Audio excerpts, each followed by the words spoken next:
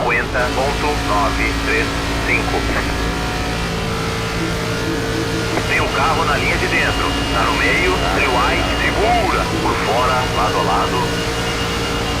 Ainda aí, mantenha a tua linha. Feito, liberado. Tem um carro na linha de dentro. Fica por cima, tem um carro por baixo. Fica por cima, tem um carro por baixo.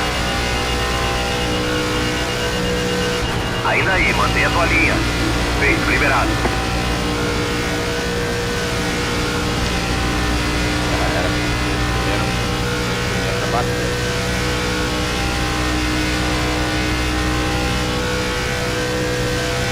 Ó, cara, empurra, ó.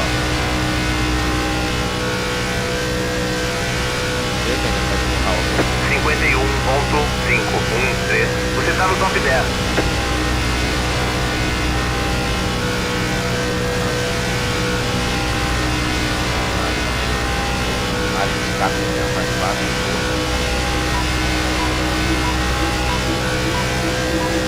Carro por dentro. Fica por cima. Fica em cima. Tá no topo, trio white, cuidado com o muro. Carro por dentro, lado a lado. Tá no topo, trio white, cuidado com o muro. Mantenha a tua linha. O próximo é o líder, vamos lá. Mantenha a tua linha. Carro por dentro, lado a lado. Fica por cima, tem um carro por baixo. Tá no topo, trio white, cuidado com o muro. Mantenha a tua linha. Vamos lá, só seguir o teu ritmo, acredita. 50.021. Mantenha a tua linha. Você tá em quinto. Mantenha a tua linha.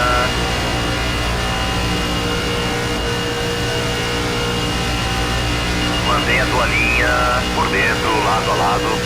Fica em cima.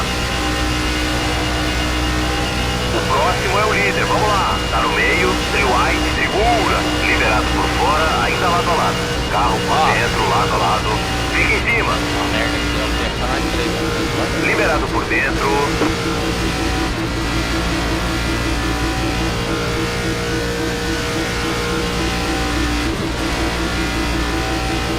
Tem um carro na linha de fora. Ainda aí, mantenha a tua linha. Ainda aí, 51.6. Você tá em segundo. Fica embaixo. O próximo é o líder, vamos lá. Fica por baixo, tem um carro em cima. Liberado por fora.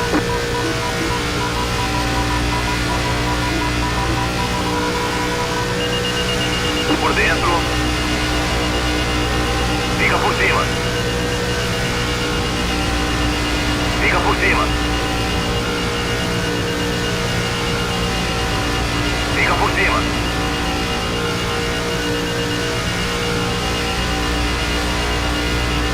Fica por cima, tem um carro por baixo.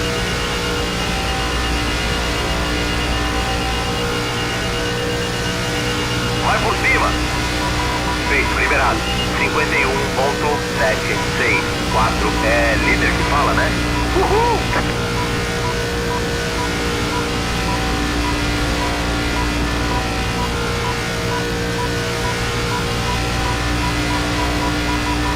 Tem um carro na linha de fora. Ainda aí. Fica por baixo, tem um carro em cima. Fica embaixo.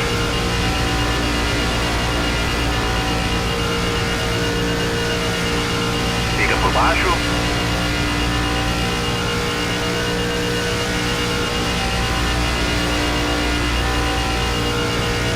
Ainda aí, mantenha a tua linha. 51.546. Fica por baixo.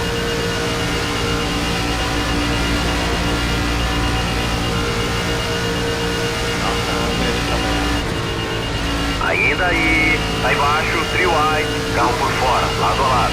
Fica por baixo. Ok, liberado. Eu fecho, tá bom rodar. Não queria rodar eu. Ah, tá dando só sozinho, vou em cima aqui, ó. Alguém rodar, eu pego lá o. Tá bom. Cara, me dando tocando, me deu 3, 4 7 pra trás tá 10 segundos, tá? Só aqui no toque, tá? Né?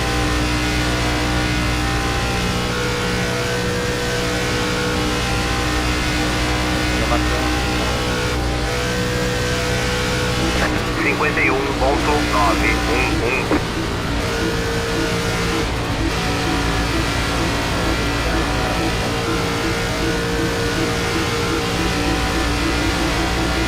Por dentro. Ainda aí. Fica por cima, tem um carro por baixo. Tá no meio, trio white, segura. Liberado, lado a lado. Tá no meio, trio white, segura. Carro por dentro, lado a lado. Ainda aí, mantenha a tua linha. Fica em cima. Ainda aí, mantenha a tua linha.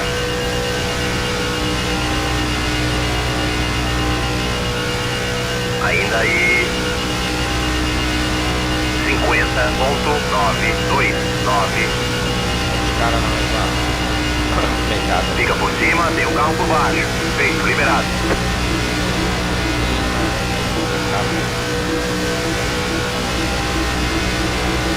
Tá no meio, trio white, segura. Mantenha a tua linha. Tá no meio, trio white, segura. Tá no topo, trio white, cuidado com o muro. O próximo é o líder, vamos lá. Mantenha a tua linha. Carro por dentro, lado a lado. Fica por cima. Liberado por dentro. Tem um carro na linha de fora. Fica por baixo, tem um carro em cima. Ainda aí, mantenha a tua linha. O próximo é o líder, vamos lá. 50.447. Ainda aí, mantenha a tua linha. Você voltou para segundo. Faltam 10 voltas pro fim. 10 voltas. Tá embaixo, trio white. Tá embaixo, trio white. Carro por fora, lado a lado. Fica por baixo, tem um carro em cima. Ainda aí. Tá no meio, trio white, segura. Carro por fora, lado a lado. Liberado por fora. Carro por fora. Fica por baixo, tem um carro em cima. Ainda aí. Liberado por fora. Tem um carro na linha de dentro. Ainda aí, mantenha a tua linha. Tá no topo, trio white, cuidado com o muro. 51.203. Mantenha a tua linha. Liberou. Tem um carro na linha de dentro. Feito, liberado.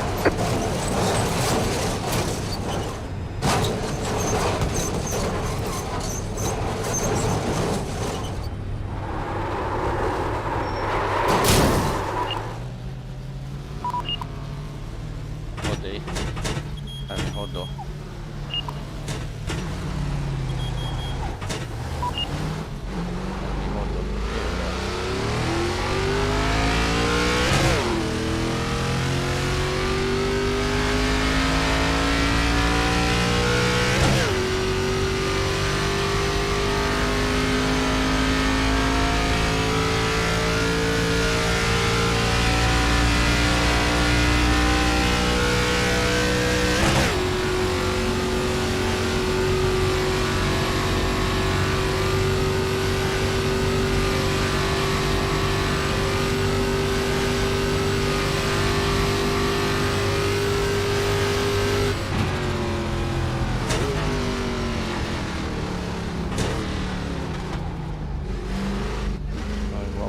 Pitboxing 10,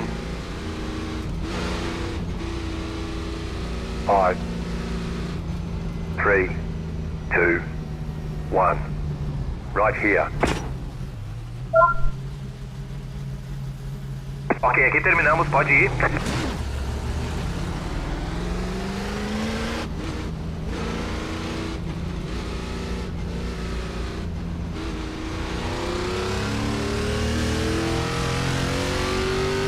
Minuto 52.537.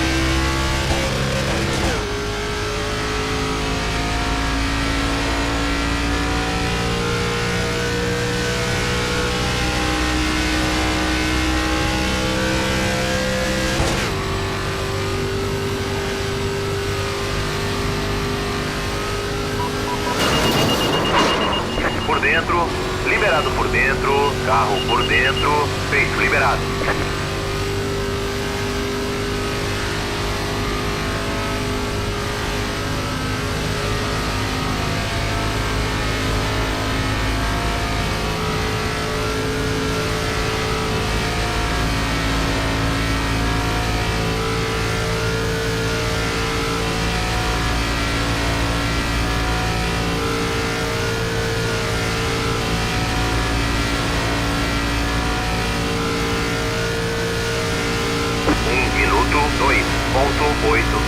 2.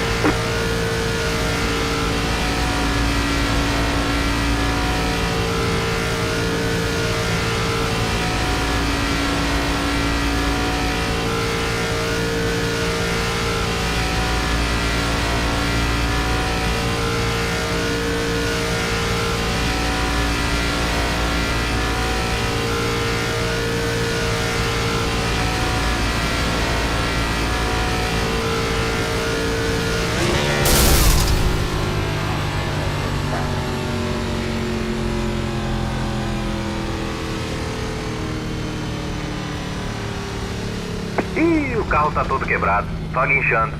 Aperta e segura o botão reset pra chamar o guincho.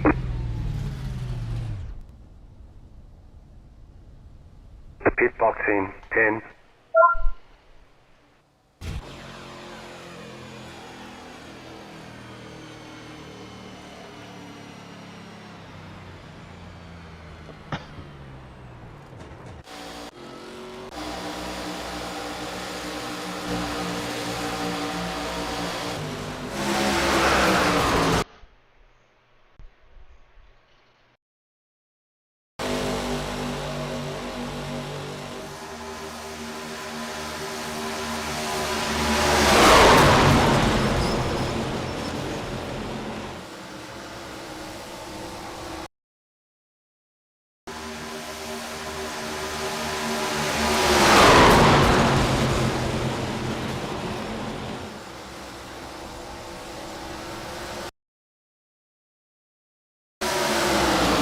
Right here.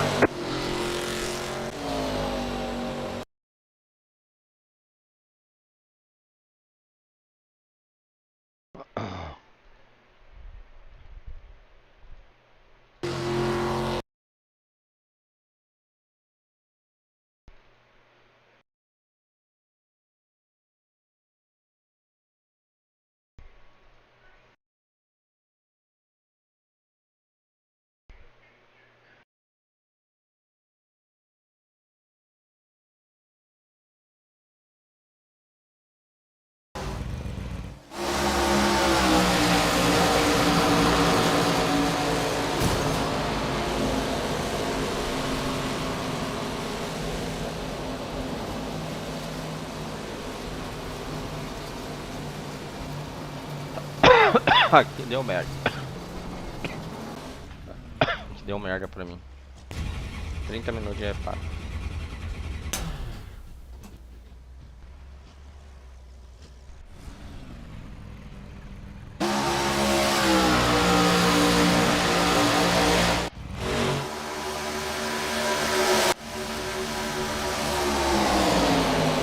Faltam 2 pro fim.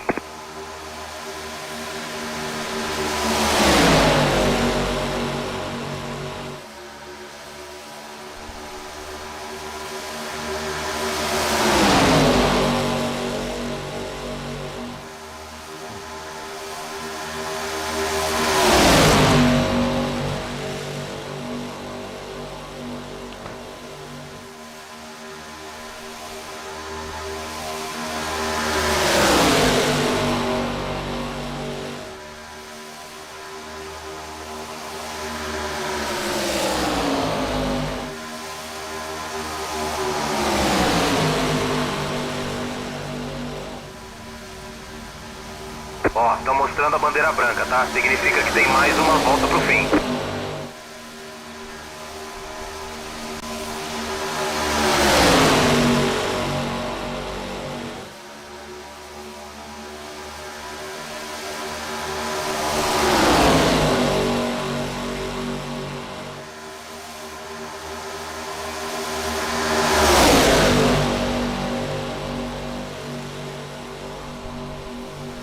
Olha os caras querendo aportar por dentro. Já é sacanagem. É sacanagem o cara fez aqui. Botou por dentro, se perdeu, deu no meio.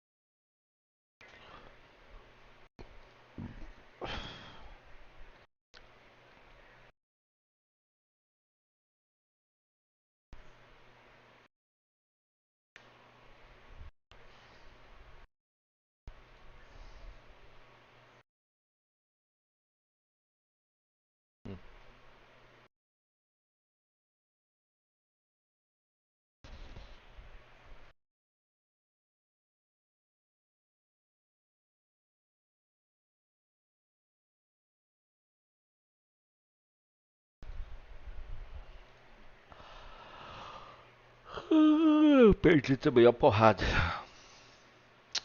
Tava bem, cara.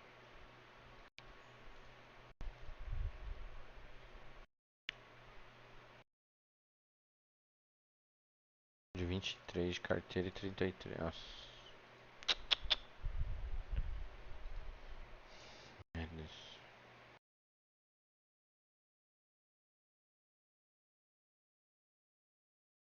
No mercado financeiro, o pessoal que quer interação com ações, renda variável. Então, destacaria duas. Primeiro, Research Sell Side. Então, seu dia a dia você basicamente está cobrindo empresas listadas e fazendo um relatório em cima delas. E a outra que eu particularmente acho que é mais bacana seria na parte de Asset Management, tá? Que você basicamente vai estar junto com uma equipe trabalhando próximo de um gestor do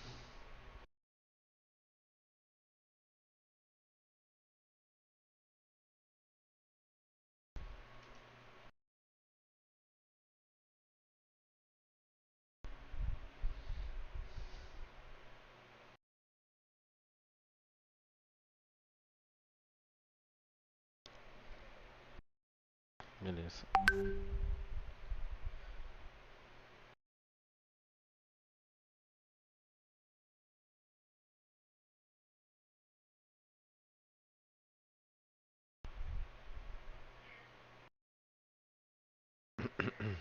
quais são as melhores áreas para O que fazer quando a namorada não quer sair da casa dos pais? Meu amigo, ela vai sair da casa dos pais quando ela encontrar um homem de verdade que tire ela de lá.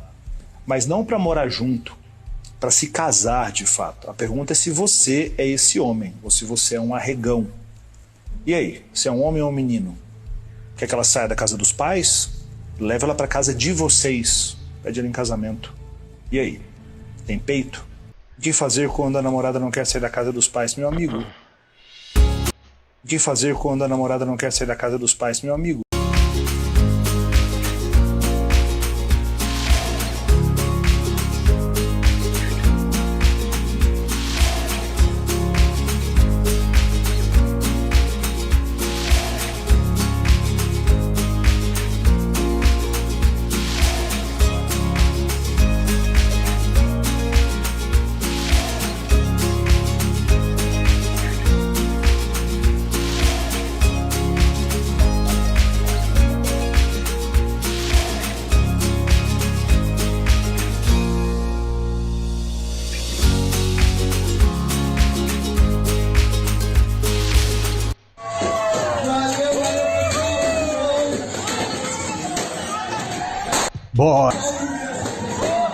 Bora, bora, bom dia.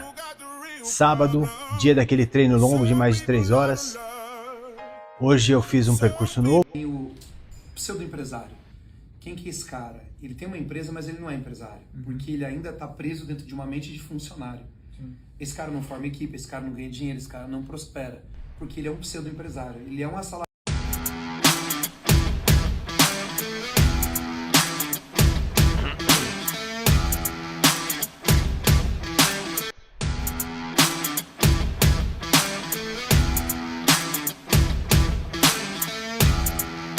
Ser agressivo não é ser violento. Ser violento não é ser agressivo.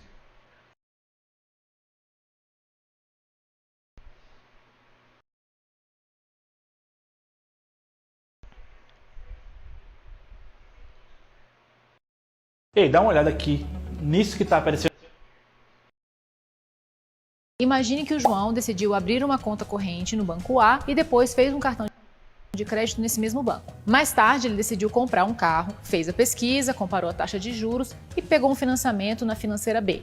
No ano seguinte, João guardou dinheiro e abriu uma poupança na instituição C. Daí, mais tarde, ele abriu uma outra conta na instituição D para receber pagamentos, cadastrou uma chave Pix. É muita coisa para o João acompanhar, né? E imagino que possa ser para você também. É normal ao longo da nossa vida a gente acumular situações como essa: cartões de crédito, empréstimo, contas bancárias, chaves Pix cadastradas. E onde é que a gente consegue enxergar isso num só lugar? No registrado. Existem 6 áreas no registrado: cheque sem fundos, financiamento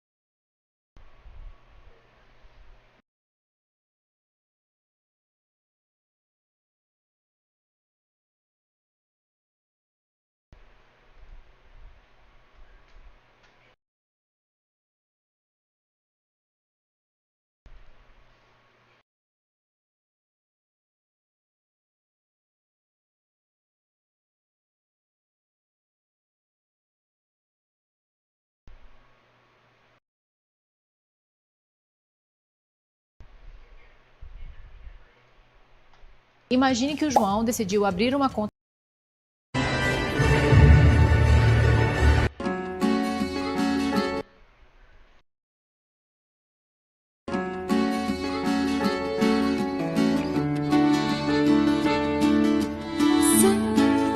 Na franquia Mercadão dos Óculos, nós possuímos um modelo de negócio sólido e altamente lucrativo, onde mais de 92% de nossas lojas inauguradas atingiram o ponto de equilíbrio no primeiro mês. Agora eu te convido, você que assistiu esse vídeo até aqui, a clicar nesse link aqui na sua tela e saber mais sobre a melhor rede de óticas do Brasil.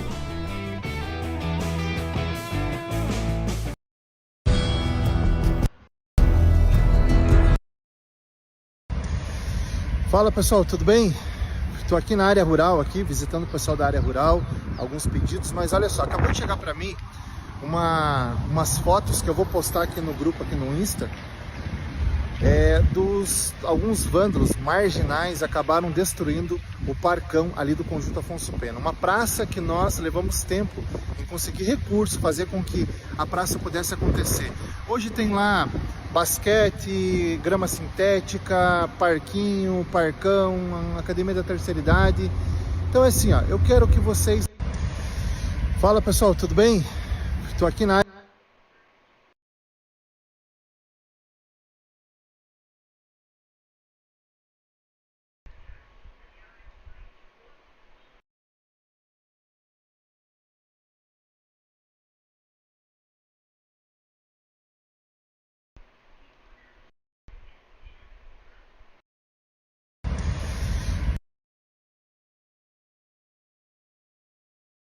Se você é empresário e já vendeu através da indicação dos teus clientes atuais, mas nunca parou para agradecer, lembrar ou estimular de forma...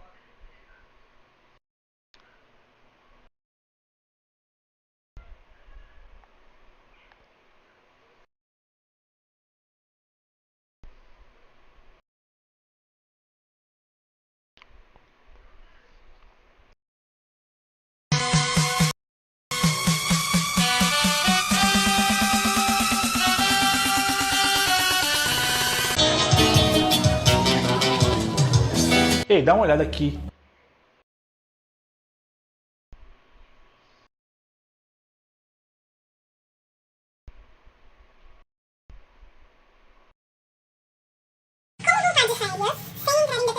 Tenta trabalhar de fone de ouvido e já marca na agenda as próximas férias.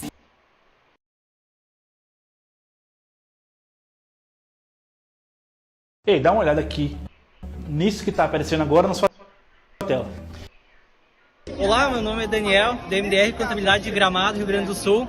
Sobre a ferramenta DSS Paris de lance simples, é uma ótima ferramenta para qualquer contador. Pode doer o que eu vou te falar, mas escute quantas vezes for necessário para entender que difícil não é começar. O difícil está em continuar.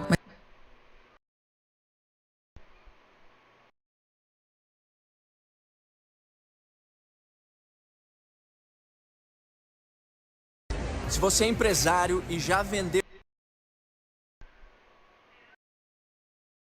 A gente morre e fica tudo aí.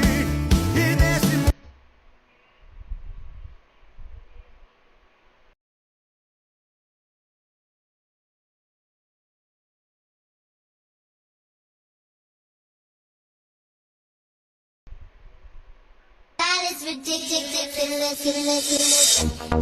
Cada filho veio para corrigir uma coisa em mim.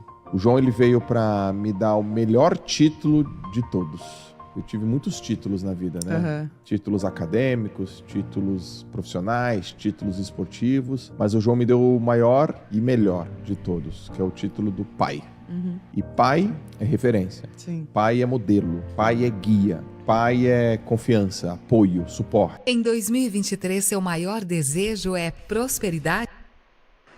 Não sabe o quê? Eu não sei nadar. Quantos anos tem? 6.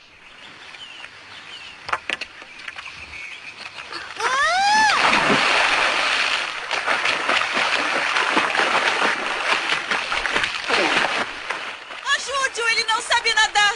Então vai aprender. Todos devem saber nadar. Estique o braço para frente e puxe água com a mão. Puxe para você. Não vá depressa demais. Foi como eu aprendi.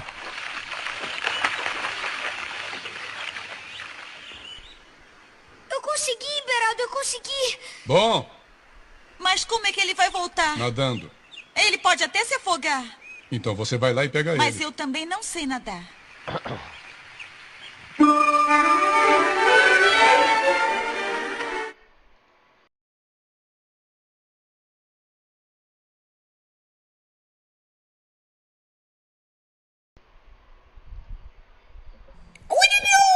Alô, moçada, vem sacudida aqui o derramado velho louco tá falando.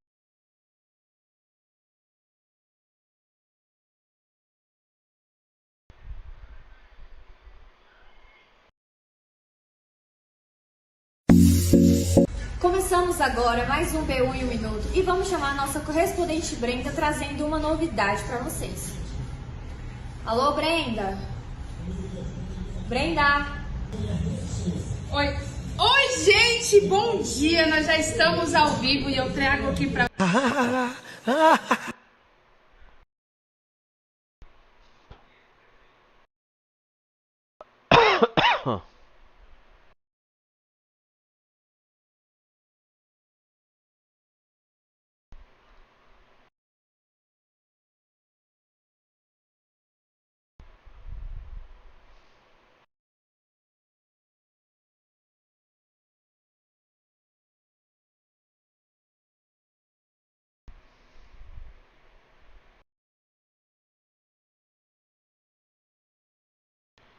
Esse Fanatec aqui é difícil segurar esse carro aqui.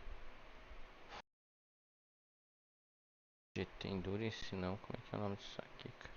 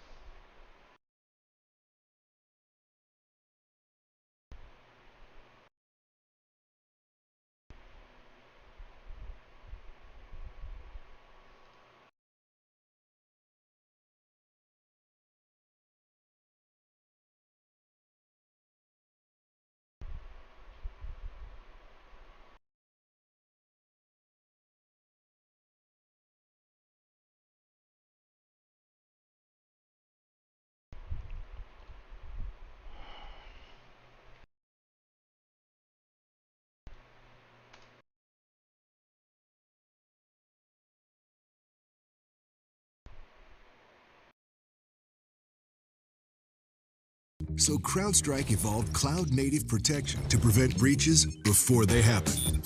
After all, your business should make history, not become it.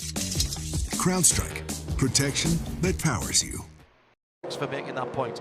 It's a Super point. Good point to make. Super point. Also, I think it really works from the financial side because you're dealing with a customer program, but also I think it helps from the competition side as well because if you're a full season entry and there's lots of one-off entries come to say just the Rolex 24, you could think you had a great race, but then you've had cars that aren't in the championship taking points away from you. So I think it works all round. I think it's a really good piece of work by IMSA and the teams working together. And I think, yeah, it really works with LMP2 as well. The gap at the front has stayed remarkably steady despite the amount of traffic we have out there. Louis Delitraz for the Konica Minolta Acura just leads by 1.9 seconds from Matt Campbell at the moment. The driver who is charging is Simon Pagenaud. He was 20 seconds off the lead when he was just completed his outlap. He's now only 8 seconds off the lead. That's what we saw early on, in fairness. It stretched out to 8 or 9 seconds and then it stayed pretty much at 8 or 9, 10 seconds when the 60 Acura was in the lead. Interesting warning there for Hartnett Racing Team in the number 23, failing to adhere to tyre usage regulations. Now, we've seen that before. The low temperature tyre on too early. No, they don't have it. Oh, it's the GTPs, excuse me, sorry. that might be a wrong set of tyres, or it might be the wrong pressures in those tyres. We've seen it before. We don't normally get any information about that. Down at turn 1 and 2, we've got a spinner, and it is the Sean Creech Motorsport number 33 in second place for Lance Wilsey in LMP3. He's got it restarted. Turn 1 again being a bit of an action area, coming down off the banked infield, banked tri-oval onto the infield. There's quite a sharp transition there, and if you get half a car's width to the wrong place or miss your braking point slightly, it's very easy to have a swapper there and go off into the runoff, and that's what looks like what's happened there too. Lance, he's fired the car back up and he's moving again. Yeah, it can easily happen. We've seen some of the best drivers in the world spin there over the course of this week. Now, update on that incident between car number 60, Simon Pagenaud, and John Ferrano in the number 8 Tower Motorsports car. Car number 60 is Marchand Acura, of course. It's just a warning. Incident responsibility was handed to the car number 60 of Simon Pagenaud, Marchand Acura, but just a warning. But of course, that's then hanging over. If something happens again, that's taken into account. So race control saying that incident responsibility was Simon Pagenaud's Marchand Acura. There's no doubt about that. But no penalty. Okay, but they might count themselves fortunate there. I would say so. But that's a bit like getting in football, in soccer, getting a yellow card in the first 10 minutes of a really, really feisty game, and you're playing centre half. That means every single tackle after that's got to be absolutely clean. Every single overtake now has got to be clean. Yeah. They don't add up here, so every incident is taken on its own merits, but they will have to be very careful about what they do in the future. Cannot be cavalier. The drivers' meeting this morning saying, as it always does, it is the responsibility of the faster car to make the safe pass. You are not obliged, as a car that's being passed, even if it's a GT3 car being passed by a GTP, you are not obliged to pull over and let them by.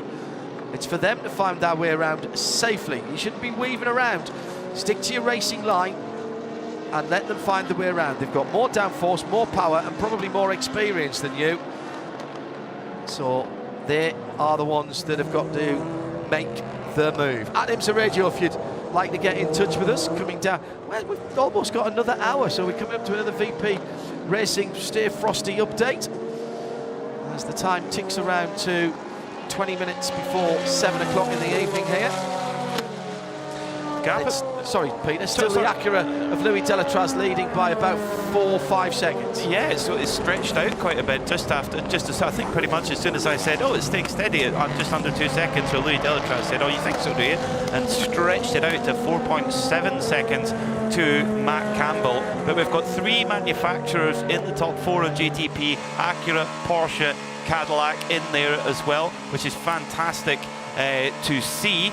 And Simon Pagenaud continues. In fact, Simon Pagenaud is going to be on the back of Matt Campbell pretty soon. There's just 2 seconds behind them, and at current rate, Pagenaud is the man with the speed at the moment. Yeah, it was a slow lap a couple of laps ago by Matt Campbell. Lost a couple of seconds and more. Now that could have been traffic. We don't want to. Oh, it comes and goes. Well, we don't. Yeah. I said earlier on, and we say many times, traffic gives, traffic takes away. You don't want to jump on something and say, oh, there's a problem. And we're also going to have to, particularly later in the evening, be very aware of what is going on regarding cool tyres. Pagenaud has got past Matt Campbell, so the change for second place has happened. It has happened.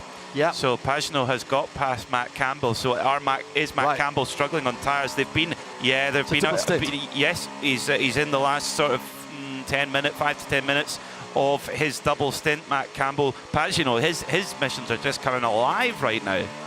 And we saw that exactly reversed at the end of the stint of the tyres for Colin Brown, when before he came in to give the car to Simon Pagenaud a stint to go. Remember, he lost the lead, and we couldn't understand why until we realised that Colin was struggling for grip in the last 2 or 3 laps. He managed it very well, I thought, because he didn't drop off a cliff. No. He just a tiny feedback, and no, very well managed.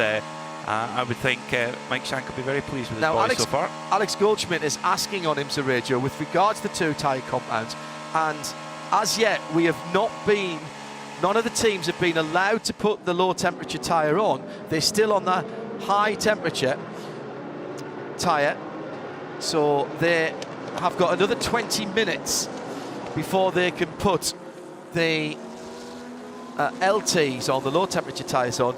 However, at the moment, if the HTs aren't lasting, is that because they're sliding around too much, or is that because they just can't keep them under them? 2 Porsches in together this time, Joe Bradley. There was a 3-lap gap last time around. Nick Damon is at that end of pit lane. No, it's me, John. Okay. It's me. The number 7 was in first, then followed quickly by the number 6. We're having a driver change on the number 7. It's going to be Michael Christensen who's going to jump into the number 7. The number 6, however, no driver change going on the number 6. No tyres being changed either. And no tyres being changed on tyres going on to the number 7. It's just no fresh tyres on the number 6. So completely different strategies here from the Penske Porsche team. Up at the other end of the pit lane, we've had a stop from the AF Corsa GTD Pro 21 Ferrari.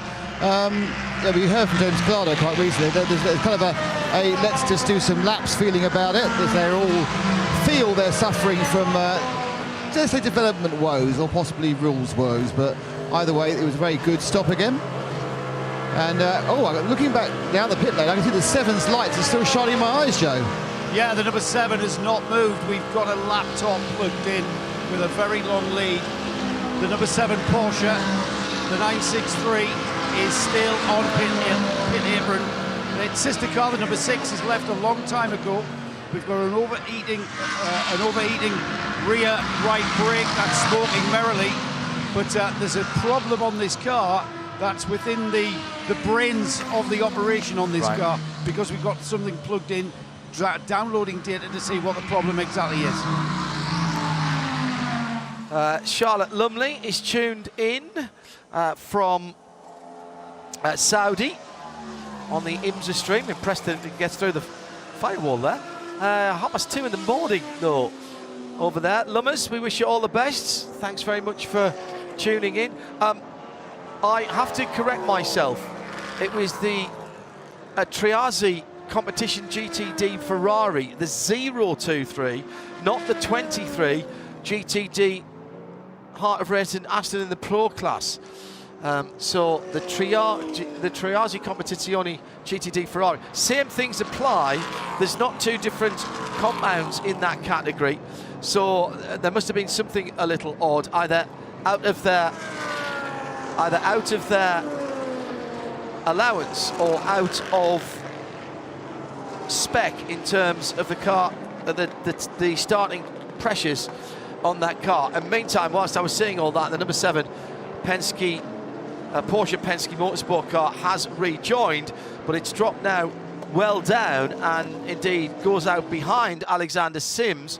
So has it now dropped off the lead lap? Yes, it has. So there we are. There's another longer pit stop.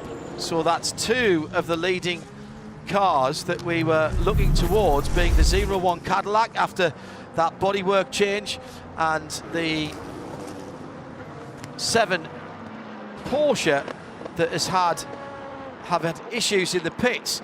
Joe Bradley will be asking the difficult questions down there at Porsche Penske Motorsport to see if we can find out what the issue was. As into the pits comes the number 10. That again is at Joe Bradley's end. This is the Konica Minolta Acura, the leader of the motor race, Joe. Yeah, I'll pop back out.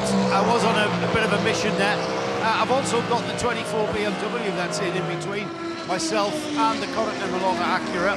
And as I say that, it bursts into life off its pit apron and is straight back out. I am assuming, John, that just took on fuel. What car are you talking about, Joe? Sorry? Number 10.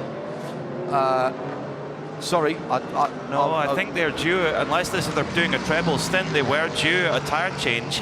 Was the number 10 Konica. Yeah, it was a little bit further up the pit lane. I'm still down with Porsche trying to Porsche Penske trying to fathom out. I'll check out to make sure that that car is on that schedule. The number 10, that is. Okay, thanks very much for that, Joe. Great work from all of our pit lane reporters down in the lane. Another hour has gone by. Here's your VP Racing in race update. We'll start this time in GTD, and in 25th position overall is the first of GT cars. It's one of the GTD standards, the caught-off Mercedes-Benz AMG GT3, with at the moment Maxi Goetz behind the wheel. Second in GTD is a pro car. It's the number 3 Chevy Corvette C8R, one of the converted GT Le Mans car. Its replacement for next year, shown off yesterday and sits opposite us in front of the Chevrolet unit in the pit lane. Third is the number 23 Aston Martin Vantage GT, Alex Riberas behind the wheel of the Heart of Racing Pro car. Next up is the second place GTD with the green number panels. That's the 27 Aston Martin Vantage GT.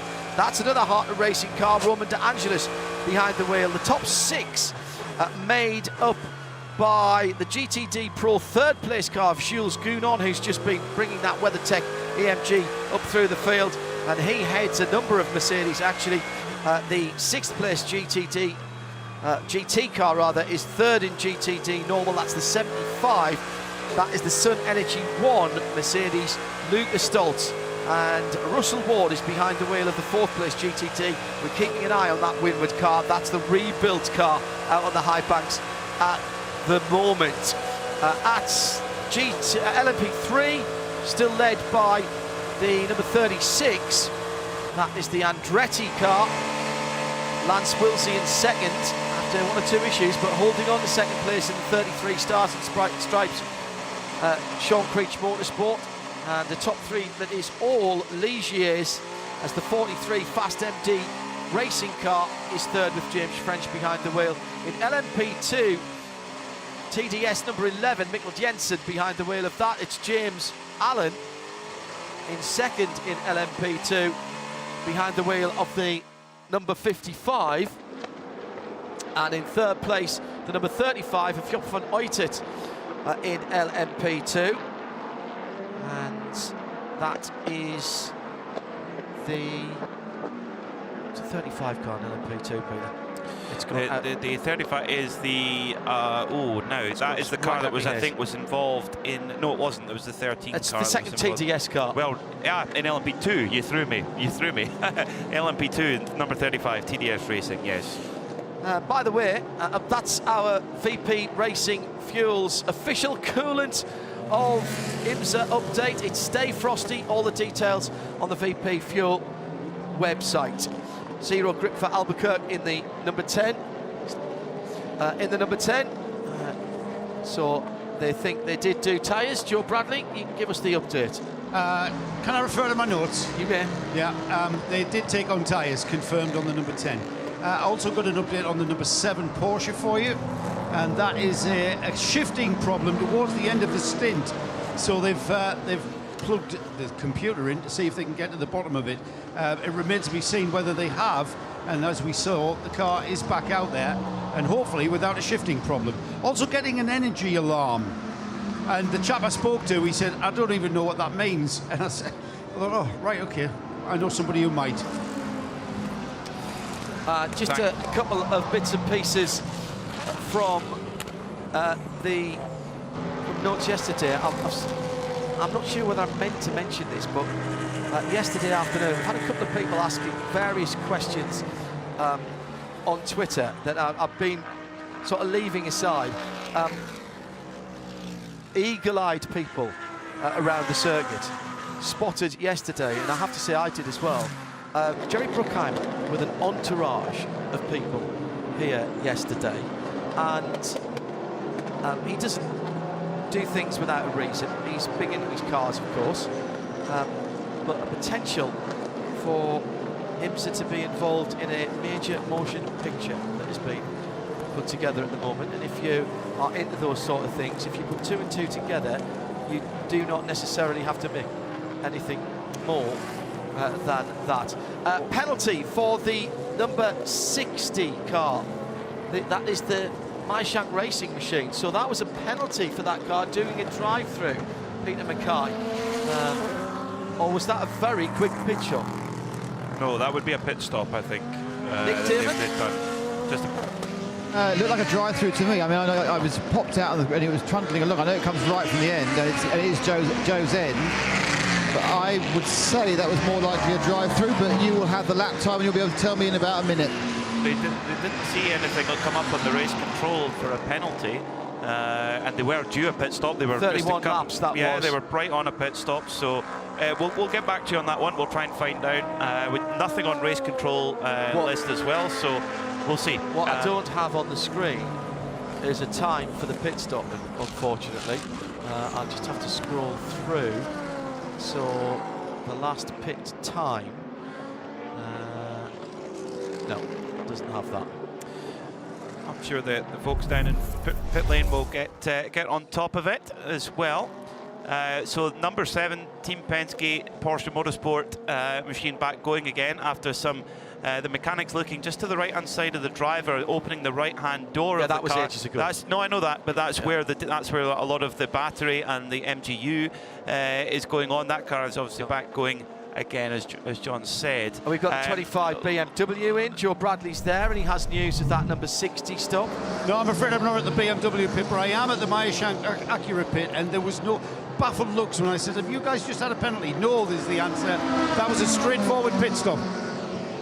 Just sneaked in without us noticing, down to our left-hand side. Amazing watching the GTP cars coming out after having the difference of putting tyres on. If the tyres are going on, of course, no tyre warmers here in IMSA, and when they're going out of the pit lane, it is incredible how little grip they have. If they are double stinting the tyre, they go out and they've really got a big advantage. But of course, then it comes back when the tyre wears away at the end of the second stint. So this is going to be fascinating. Great work by Michelin, IMSA and the teams to get a product that really provides exciting racing, really interesting strategical stuff. So yeah, really, really cool to see that, and we'll see that play out over the course of the night. Remember, we're not into the cooler part. We are expecting the minimum temperature to be relatively high. Nick Damon is with the leader of LMP3, Rasmus Lind. Yeah, it's number 36. Now, interesting, they've struck themselves a problem because they've had to come in at a jaunty angle because they were avoiding the car that was ahead of them. So they're going to have to get themselves moved around. I'm not sure the lock's going to make it happen. Full service, tyres and fuel. I think the drivers may have stayed on board. It's a long fill. There's a lot of cars waiting to come in. The P3s are very much all in a line with each other. They come in within a lap or so. But that was a very good stop, and he did actually manage to give it just enough right foot to kind of swerve the rear back in to get out again. So no time lost on the strange positioning in the pit box. Don't think it's going to be long before our pit lane reporters, Nick Damon, Adam, Joe Bradley, get to see a lot of GTD cars, a lot of them approaching the end of their stint in the next few laps. They run to just about 55 minutes, 55 minutes in an hour, depending on their strategy. We heard from Ollie Milroy saying that the number 3 Corvette appeared to be doing quite a lot of fuel saving as well. So you know for sure that Corvette racing, whenever there's a strategical game, whenever there's a execution in the pit stop game, they are absolute demons at it, and they know how to maximize a race operation. They've won this event so many times. Can you imagine Corvette racing, their first ever race as a team was here 24 years ago, 1999. Yep. Did they not do Petit Le Mans? I don't think so. I think this was their first race as Corvette racing as we know it today. Well, amazing longevity. We can ask our guest, actually. Oh, we'll get found out then if I've got it wrong. Is going to join us in a little while. 2 Heart of Racing cars coming in together. That's, I think, Nick Damon's end of things. Is it? Oh, no, that's Joe's not close enough to see that. So let's see if we can pee it up the top. Oh, no, Joe's there. Go ahead. Yeah, I'm just maybe we're down there and trying not to get run down by the number 12 Vassar Sullivan Lexus and the 14. Big put out, almost clobbered me. The Heart of Racing Astons, both cars in at the same time, pretty much exactly at the same time. Fuel going into the 27 as I've caught up. The 27's off the jacks. So Joe, we're going to take it back from you. We've had an incident on the circuit, and that is a collision with the side of the track, and there's a bit of damage to the number 85. This is the JDC car, the Duquesne of Mason Felipe. Looked like he's broken the suspension on the rear. Yeah, he has. He's hit the concrete quite hard in the area of the infield coming down to the international hairpin. He's got a very, very long way to get that car back, I think. Now, what I don't know is whether he got help to get down there. May just have been coming out of the pits, or at least one lap out of the pits. And it's actually at the west end of... No, it's not. It's at the international hairpin, and he's pulling off right in front. I should have gone with it before. There's a BMW safety car there. We can see that by the lights. That's really smart thinking. He's not going to try and get all the way around, and we've been saved from a full course caution. And what he's got to do now is try and get it back into the pit. A legitimate 31 laps, as Jeremy was telling us, for the number 60 of Acura of Simon Pagenaud. No yellow flag in that session. That's fuel run at all. At IMSA Radio 4 on Twitter if you want to get in touch with us. Corvette in from the GTD Pro League. Joe Bradley's there. Yep, just tyres and fuel, no driver there, pretty standard. Oh man! The way that Corvette pulls away, he should just be given the trophy now. Just maximum wheel spin to get that rubber scrubbed off, isn't it? Fabulous to see. It's almost like it has a burnout mode, isn't it? Tommy Milner now on to his second stint behind the wheel. Antonio Garcia started that car. Jordan Taylor taking it on to the second stint. Now then is Tommy Milner on board right now. The Windward car is in as well. That's the 57 Mercedes. That car has come over from Texas in the truck after the unfortunate incident on Thursday. And off it goes, running a great race so far. Russell Ward bringing that car into pit lane. And it seems that it's not just an issue for the GTP cars coming out of the pits on cold tyres. The GTD cars are really having to work hard to get the tyre temperature in. Tommy Milner having to move the wheel back and forward quite aggressively to generate as much temperature in his Michelin tyres as possible. Of course, for so many years, Corvette racing in the GTLM category, where they use the what's called a confidential tyre, Michelin confidential tyre, which is basically a tyre that's developed for them. Whereas when they moved to the GTD category at the beginning of last year, when the GTLM category stopped, they then went onto a customer tyre, and that's been the biggest adjustment for the Corvette racing team. But the thing about whatever problem that it presented to them, they solve it pretty quickly, that's for sure. An incredible organisation. And so I think they're a long-term presence in motorsport. 25 or 24-25 seasons of Corvette racing. You look at the Corvette corrals here at Daytona, it's packed full of Corvettes. Same at Le Mans, and that fan following only comes from a consistent presence in motorsport, in my opinion. Yeah, and when you think that Audi had something similar going on with a very different type of car, and that's all dissipated in the last 18 months. They've built it up over, 3 decades, and they've managed to lose that completely within 18 months. I find that extraordinary, I really do. Yeah, good point, very good point. So the two... no. Yes, well, actually, look at the number 01 Cadillac of Scott Dixon. It looks like got onto the lead lap as we have the two Acuras side by side into the Le Mans chicane, and it's the number 10. Position. It is. That's the change for the lead. Philippe Albuquerque takes the lead for Konica Minolta. Acura goes by Simon Pagenaud. So Simon Pagenaud he is 9 minutes into his stint, so he's got another 40 minutes. And of course, remember, he's on to the second stint of those tyres now, so it's switching around. Albuquerque's got fresh boots on, so it's back and forth all the time. That's 7 seconds in 5 laps that have been pulled back. So there is a tyre advantage on the second stint. No choice but to double stint these tyres, because you do not have enough tyres to go all the way through the race, and there's part of the tyre allocation was being used on the Raw weekend as well for the GTPs. They have, coming up in 3 minutes time, the option to go onto the SLT, the low temperature tyres. The HT, the higher temperature tyres, you can use them anytime in the race. You've got 12 sets of low temperature tyres, which you may only use. And off for the Iron Dames number 83, the bright purple pink Lamborghini. Sarabovi. That was an outlap, so that is, there we go, off on the outlap. I said we'd be talking about that a lot. Temperature is now coming down on the circuit. 70 Fahrenheit on the track, 63 in the air. I wonder if we could see the high temperature tyre trebled in the night. That's a tough one, isn't it? Michelin are probably saying, oh yes, or oh no. It's going to be interesting to keep an eye on it to see what's what there as well. It's a new challenge for the teams. Track temperature still sitting 70 Fahrenheit. What's that?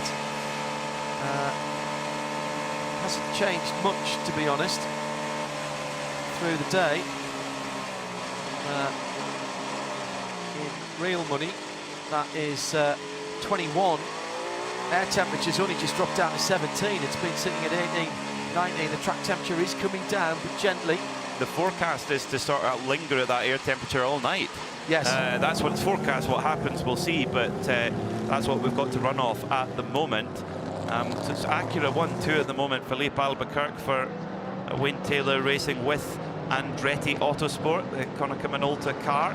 A very familiar car, number 10 painted blue and black with Konica Minolta branding, but with the addition of Andretti Autosport, a real big change for that team this year, and everything points to it being a very positive step in the future. Oh, off the Risi Ferrari, number 62 Risi Ferrari, off at the International Horseshoe and rejoins. The car's got... That's another outlap. That's another outlap for Daniel Serra.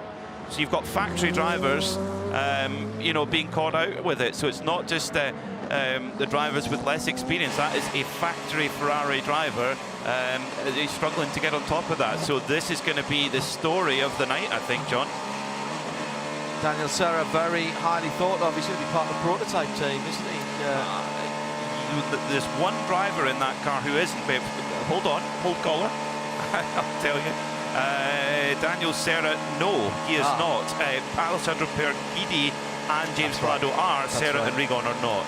But there's going to be plenty for them to do, I'm sure, with the new 296.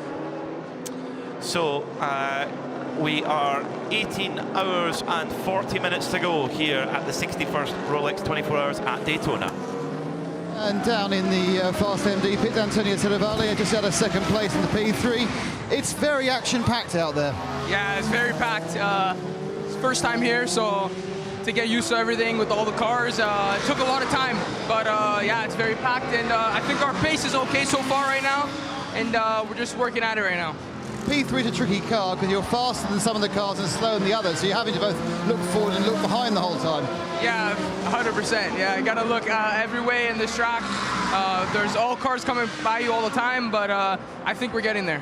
When you've got sort of 9 identical cars in a, well, 9 very similar cars in a class, how can you as a team, how does the team make the difference? Just by spotting and strategy a lot. So just put us in the right place all the time. Antonio, thank you very much indeed. Thanks, Nick. Great work there down in the pits. Tweet coming in on at IMSA Radio. Send us all your questions in on at IMSA Radio. Joshua Barrett, hello Joshua, says, are the GTP cars are required to double stint tyres, or is it for all classes? Just the GTPs who are a little bit more restricted on their tyre usage. as well.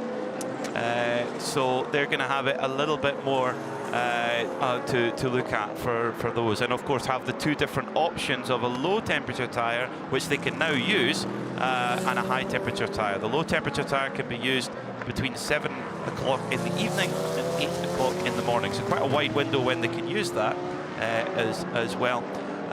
So we have just gone past that hour now, 7 o'clock in the morning, just gone past midnight back in the UK. So if you're watching from over there in Europe, we hope you're enjoying this momentous 61st Rolex 24-hour at Daytona, the arrival of the GTP category, brand new prototype machines from Acura, Cadillac, Porsche and BMW, all taking part in this brilliant race, and it's led at the moment by Konica Minolta Acura, car number 10, by 1.5 seconds. Pippo Durrani in third in the number 31 Action Express Cadillac, 19.5 seconds further back. Then it's the first of the Porsches in fourth, car number 6, Dane Cameron, 32.3 seconds back from the lead. Errol Bamber is in fifth, 02 Cadillac, that's the WEC car, the World Juniors Championship car that's guested here, 36.5 seconds back from the lead. And Scott Dixon's managed to get himself back onto the lead lap after, well, great work from the Chip Ganassi crew after being hit from the back by an LMP3 car. Again, no fault of either car, more a matter of circumstance. He's sitting in 6th position at the moment. Then in 7th, it's Michael Christensen for Porsche Penske Motorsport, and Colton Herta 8th in the BMW M Hybrid V8 for Team RLL. And any GTP car that stops now, Peter, of course, will be able to put the low temp tyre on, because it is 3 minutes past 7. That's right, and well, Scott Dixon, of course, is slightly off strategy, so he will drop back off the lead lap when he pits. That's worth noting, and he should actually be, Scott Dixon, into the pits quite soon in the 01 Cadillac racing machine, probably in the next 2 laps. I'm reliably informed, very reliably informed. Just want to run through some retirements, and they are retirements. They've been declared as such. Roberto Lacorte in the 47 Cetilar car after contact with a Corvette, I think it was very early on in the race. That one is officially retired. Gar Robinson's Ranch 74 Riley, the Ligier in LMP3, that was an engine issue. There were fluids where fluids ought not to have been, i.e. in the outside world. That is a retirement. Only the 2 retirements officially at the moment. We're keeping an eye on 1 or 2 other cars that have gone missing, including the Tower, the 85 to Ken, the TDC Miller car. That car, the JDC Miller car, that car contact with the wall, suspension damage, but it was limping back to the pitch. It's not shown back in the pitch yet because it was coming back through the infield. So if you're looking at the Alcamel timing, then you'll see an S next to it. That doesn't mean it's necessarily out on the circuit, it just means it's gone missing. I suspect it's in the paddocks. Right. Stops for the recent car. Scott Dixon has just come in. That was 29 laps in the 01 Cadillac racing car. Porsche number 7, just 15 laps for Michael Christensen. And that was the car that was getting rebooted early on with gearbox issues. I wonder if there's either a fault in our timing screen or it's behind the wall, the number 7 Porsche Penske, because it's not in its pit box and it's showing as in the pits. But I can see it's not in its pit box. The car number 7, Michael Christensen, Porsche Penske Motorsport. So it may have been pushed. It may have been pushed behind the wall. Either that or it's a glitch in our timing screen, which is highly unlikely. So we'll keep an eye on that one as it develops, and we'll get the information to you as quick as we have it here in the booth. As the gap at the front's actually stretched out quite a bit as Philippe Albuquerque makes the full use of those brand new sticky Michelins and moving up 4.4 seconds ahead of Simon Pagenaud, who's in the kind now moving into the second half of his second stint on those set of Michelins. So top job from Top John from Pagenaud, as always. And then Pipo Derani sitting in third at the moment, 19 seconds away from the leader. It's Peter Mackay with me, John Hindhaugh, on the 5th floor. And the race continuing with 18 hours and 34 minutes to go. And I'm delighted to say we're about to welcome an old friend back to IMSA Radio. Well, in fairness, we're all old now, to be absolutely brutal, but I'm delighted to see still a friend, and that is the one and only Doug Feehan, former programme manager, Corvette Racing. Hello, Doug, how are you? Happy New Year. I'm terrific, and Happy New Year's to you as well.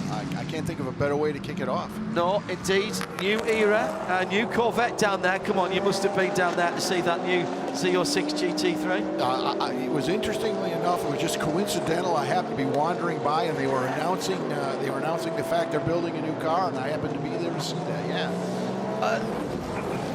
How, from your situation, are you look now still involved in this, because you've still got consultancy work and still involved with GM? Clearly, they're never going to let you go. You realise that. You're part of the furniture now. You're listed on the assets list. You know that.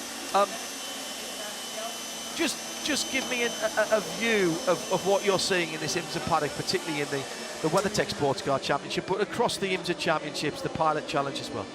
Well, you know, having done this for really most of my life, I don't think we've ever been in a better spot in road racing in America, and possibly, I mean, you want to say it, in the world. When you look at the entry list, the number of manufacturers that are involved, you and I know that we've run this series with 2, 3, and 4 manufacturers, and you're out there now and you see just the wide variety.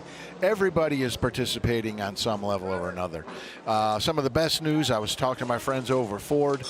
They'll be back next year, which brings a whole new element to the excitement for the fan base. Their new car at Sebring, actually. They're going to unveil their new car. Yeah, they'll be showing theirs, and they'll be in competition, I think, at this race next year, I'm guessing. It's just, we've never been in this position before. We've never been in this position before. The world of sports car racing has never been healthier, and I think when you look at for the reasons why, I mean, obviously brand relevance plays a huge role in that. When people can go out and look at what they're you know, watch what's racing and be able to go and buy it in the showroom, the technology that's in the P-level cars, it's just if young people are fascinated by it. I mean, I can share this with you. When we look at the Corvette C8, which is for me was the final distillation of a career spent at Corvette. That was, if you look at the original program as I presented it to John Middlebrook, the idea was this technology transfer thing, and where production and racing become one. And the C8 is really the epitome of that program. Almost 50% of our buyers of C8 have never owned a Chevrolet product. Really? Yes. They are conquest buys. They are conquest buys. They are people who have obviously followed Corvette racing, and the C8 was enough to kind of put it over the top for them. When you look at the performance, the price, and the utility, there's not another vehicle on the planet that comes close. So we're pretty proud of that. Stay with us for a little while, Doug. Confirmed now that the number 7 Penske Porter Motorsport 963 is in the garage. It's in a state of undress. Joe Bradley is on its way there. A couple of tweets coming in. Mickey Heath asking why are tyres for low temps only allowed to be used between times and not a specified temperature. That is a reasonable point, but at some point you've got to say the timings and where it is. Where's the official? I suppose where's the official temperature? It is 7 tonight to 8 tomorrow morning, and actually it's a lot warmer than anyone was expecting. So Josh Barrett asking, is it just the GTP cars that are required double stint tyres now? Is that for all classes? All cars are being given fewer sets of tyres to try to make things a little more sustainable. Joe Bradley has made his way to the Porsche, the Penske Porsche garage. Joe, what are you seeing there? Yeah, massive amount of work going on here. Remember I told you they kept having an energy warning light? Yes. Well, that's led to them having to change the batteries. Right. And is that the work of just 1 second, Joe? We've got the Iron Lynx car going slowly down on the apron as well. I'm looking to see if I can see any damage on that, and actually I can't. I think who did we put into the Iron Lynx? It was out. It came out not very long ago. Was it Sarah Bovey? Yes, it was. I seem to remember mentioning Sarah's name. She's clearly got a problem. Had an off on the outlet at the Western Horseshoe. Joe, have you had an estimate from the Porsche Centre down there of the job time? You know, these guys have been stripping these cars up and down for the last few months now. So 20 minutes for the battery change, about add on another 10 or 15 minutes for whatever it takes to get at them, and that's the total job time. Okay, thank you, Joe. Where is the battery pack on that car? I seem to remember, and if I get this wrong, Andrew Cotton from Race Car Engineering will tweet it through to me. I've got a feeling that's an offset battery pack. Is it in one of the side ports? The battery pack on that car? It certainly looks that's like the area where they're looking. I don't. You can't get too close to them. They've got a lot going on there, and I can't get towards that end of the car to kind of see properly. But I think it's the opposite side of the car to the driver. It's because it's about 70 kilos, so it balances out the driver. It's an asymmetric design, that Multimatic LMDH GTP chassis from memory. Yeah, I'll loiter with intent. Loiter with intent, indeed. I've got Doug Feehan here. The real Slim Glakey says, can you ask Doug how excited are the GM folk about having the Chevy NASCAR as the invitation to the Le Mans 24 hours? And are they as excited about the extension of reach as we are as fans about listening to it, hopefully for 24 hours going round and round? Well, yeah, we're excited. I think it shows, really, when you think about it, 25 years ago we started with this Corvette thing, and there wasn't a lot of right here, 1999. Our very first race. And there wasn't a lot of enthusiasm inside the corporation for that. It was the first factory-backed Corvette race program since the car was built back in 1953.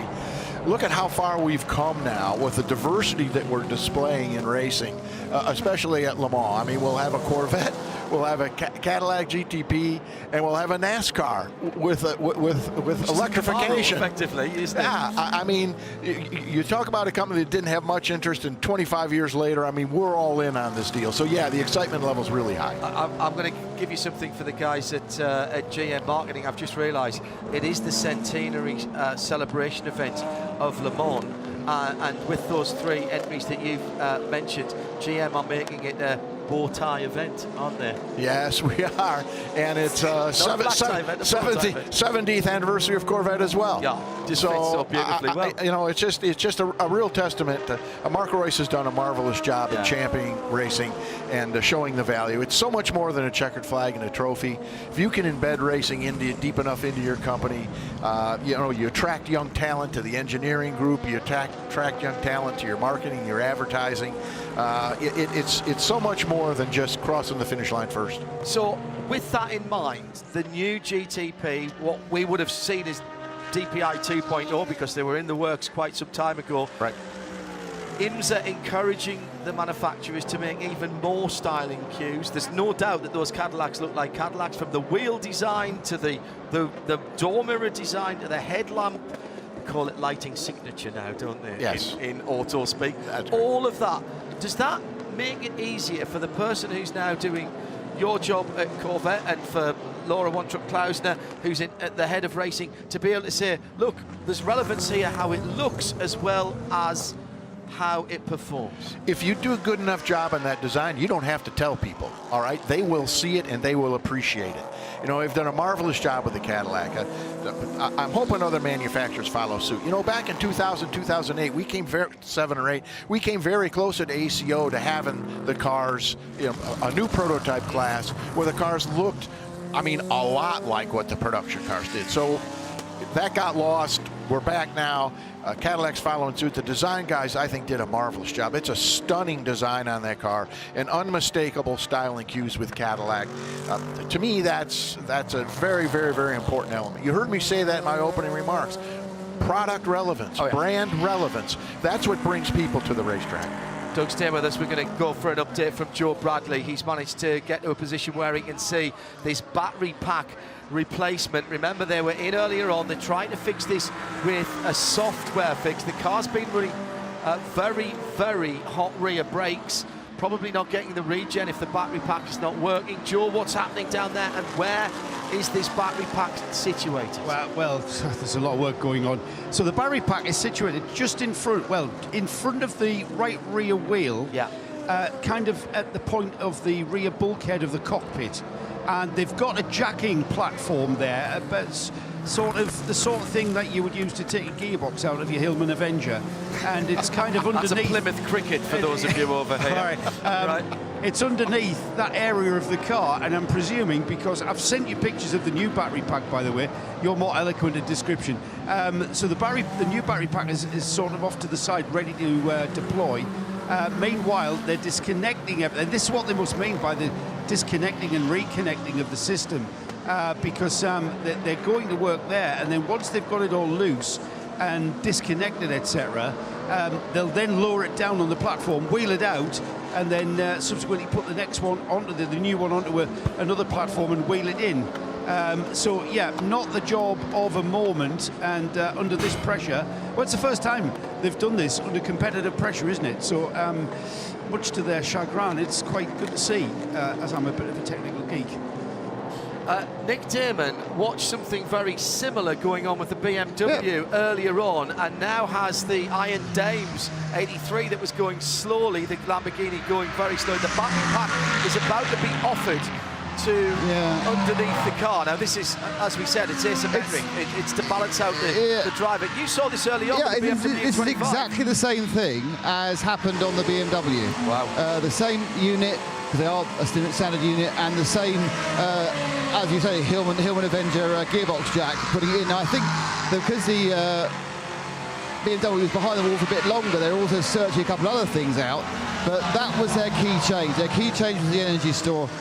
Yes, the bad news of the 83, which is the Iron Dames car. So that car has been pushed back behind the wall. It's a long push because its actual pit box is as far to pit out as possible, and the going back behind the wall is exactly halfway. So a big old push for the mechanics. That car is behind the wall with that Porsche, but that Porsche I expect will be coming back, I don't know, 20-25 minutes. The Iron Dames came back under its own steam, but slowly with Sarah Bovey behind the wheel. Nick, was it under power when it went past you, or did they have to push it from further down the pit lane, or was that just when they were taking it out of the pit lane? No. It got to the pit box. They had a look at it. We can't fix it here, and had to push it all the way back and out to get out into the behind the wall. So gearbox issues for that Lamborghini, battery pack being changed. This is not like just changing a couple of Duracells. I'm looking at the complexity of that battery pack with its cooling systems, with all of the safety systems that's built into that. That is a substantial piece of kit. I've seen engines that aren't any bigger than that. Doug and I are just looking at the pictures that Joe, I'll tweet it out in a minute. Apparently that weighs 70 kilos, if that's or 100 kilos, excuse me. If it only weighs 70 or 100 kilos, they're doing pretty well on that, on there too. That's a lot bigger than what our small block pushrod motor was. Yes, that was exactly what I was. And that only weighed 300 pounds. Yeah, that's extraordinary. I'll get that tweeted out when I get a moment. At IMSA Radio, please. Joe, if you can tweet that out on your Twitter, I'll forward that on and tag IMSA Radio on that. I'll forward it on. It is Philippe Albuquerque who leads in the Acura ARX 06 for the newly minted WTR Andretti. From the similar car 14 seconds back of Simon Pagenaud. He's fought his way back to the sharp end of the field in the number 60 Acura ARX 06, doing a good job. Big names in US motorsport, Doug, coming together with Wayne Taylor Racing and Andretti. Andretti seeming to have, under Michael's tutelage, fingers in many pies. They've done Formula E, Extreme E. Looks like they've answered all the critics with Formula One. Oh yeah, you're not going to bring anything, Mr. Andretti. You can't bring anything. Come back when you've got a manufacturer. Hello, I'm back. Have you got a manufacturer? Yeah, GM. How's that for you? I mean, that's pretty impressive, isn't it? I'd have to agree. I don't think that you can't turn it down anymore, can you? No. Well, here's the thing. The world is getting smaller every single day. And let's look at what's going on. I mean, this reality show, this Formula One reality show, in this country, all right, has created Formula One race fans of people who had never been to a race in their life of any sort.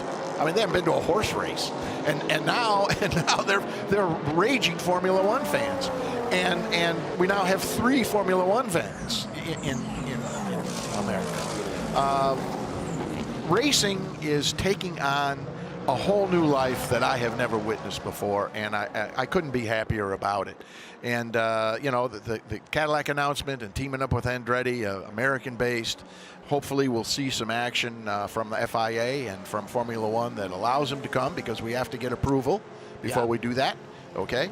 Further down the line, I mean, not necessarily at the start. There's talk of a Renault engine being rebadged to start with, but is it beyond the bounds of possibility that GM might win with some engine technology for Formula One? I mean, the 1.6 V6 engines, very thermally efficient engines though, and you guys know about that. Yeah, Formula One level of technology is well beyond what we're seeing here today, but the fundamentals are the same. All right, thermodynamics don't change, physics doesn't change. The piston speeds in the NASCARs nowadays are pretty much identical to what you see in Formula. And those are 2-valve motors with push rods in them. When you see a slow motion video of valve train, it's amazing. It runs for 5 seconds. I think when you look at the things that Formula One offers, bringing the world closer together, it's very, very attractive for manufacturers. The technology that exists inside General Motors, and I can tell you this because I've not seen all of it, but I've seen some of it, is absolutely astounding on what they have going on there. I mean, it's astounding. Their capabilities are limitless. Now, can you develop a Formula One motor overnight? Certainly not. But do they have the capabilities, and if they have the desire and the wherewithal to do that, there is nothing that they can't achieve. How are you filling your time now? Well, we always said I couldn't imagine you sitting in the window or going and playing golf, so I can't imagine you've ducked out of all things automotive. Well, we never want to rule out golf, okay? Let's get that out of the way right now. But the fact remains, you know, my role as brand ambassador keeps me engaged with our customer base, which we work so hard to achieve.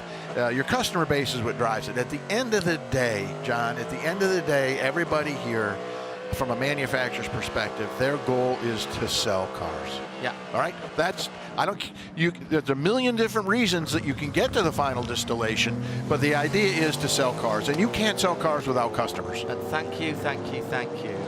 You and Jim Campbell down through the years. We now have Corvettes in the UK with the steering wheel on the right-hand side. That is correct. I noticed you didn't say the correct side. You did say the right-hand side. Well, it started at the right-hand side over here as well, if you go back That's to Model correct. T. And there was a reason why we changed that. I don't know what it is, but it must have been good. At any rate, you know, the fact that we have what I think IMSA has recognized, and I think all our competitors have recognized, our fan base is unequal. They are dedicated. And by the way, in the world of no one owns just a Corvette, okay? Nobody owns just a Corvette. They own SUVs, they own sedans, they own pickup trucks. And the idea is if you can get them under the tent and keep them enthused with Corvette, you got a real opportunity to get them into one of the other stellar brands, makes, and models that we produce at General Motors. Doug, thank you very much indeed for being with us. You know you're welcome here anytime, and let us know when you come to the UK, because love to have you around.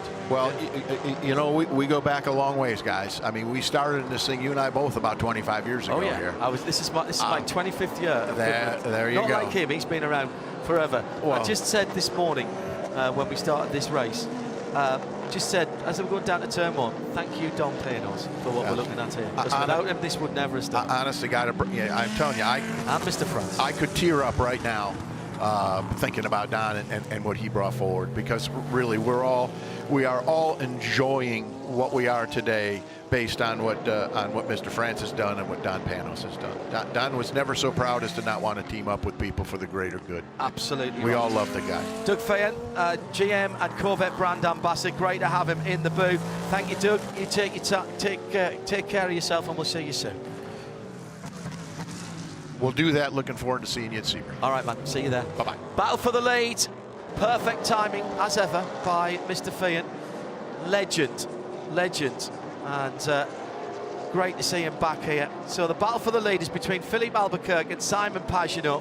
Jeremy Shaw has rejoined us and is alongside me now. And this has just been gently boiling up through traffic side by side. This could be the pass for the lead. No team. Lap. Oh, excuse me, right. Sorry, my apologies. Looking out in the darkness. Pagenaud 16 seconds further back. So this is another car going off the lead lap, and Pete Durrani in the Cadillac number 31 now off the lead lap. The two Acuras, Jeremy, have been knocking out these lap times. Whatever anybody else does, they seem to be able to go 2, 3 or 4 tenths of a second quicker when they need to.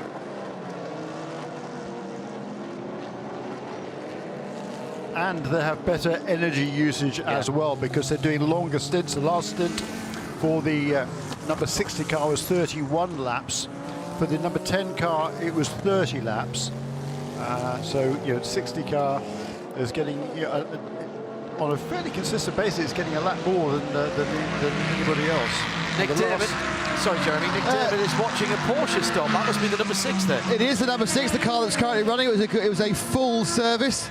Tyres, fuel, and I think the driver as well. I'm actually at the point of moving ends, so I was walking towards it as I change ends, and coming towards me actually is the 96 Turner Motorsport BMW and GTD. That's blocking my way. Behind it is one of the leaders, the 51 or 52 in LMP2. So we're getting quite good now. We've had such a long run since the last yellow flag. We're getting people coming in randomly rather than all at once. Random's quite good. It gives you a chance to scuttle around in the pit lane, and again in Le Mans style, for me to send you to opposite ends of the pit lane. So 29 laps that stint for the number 6 car. Last in on 164, comes in now on 193. So that's 2 laps fewer than the number 60 car last time.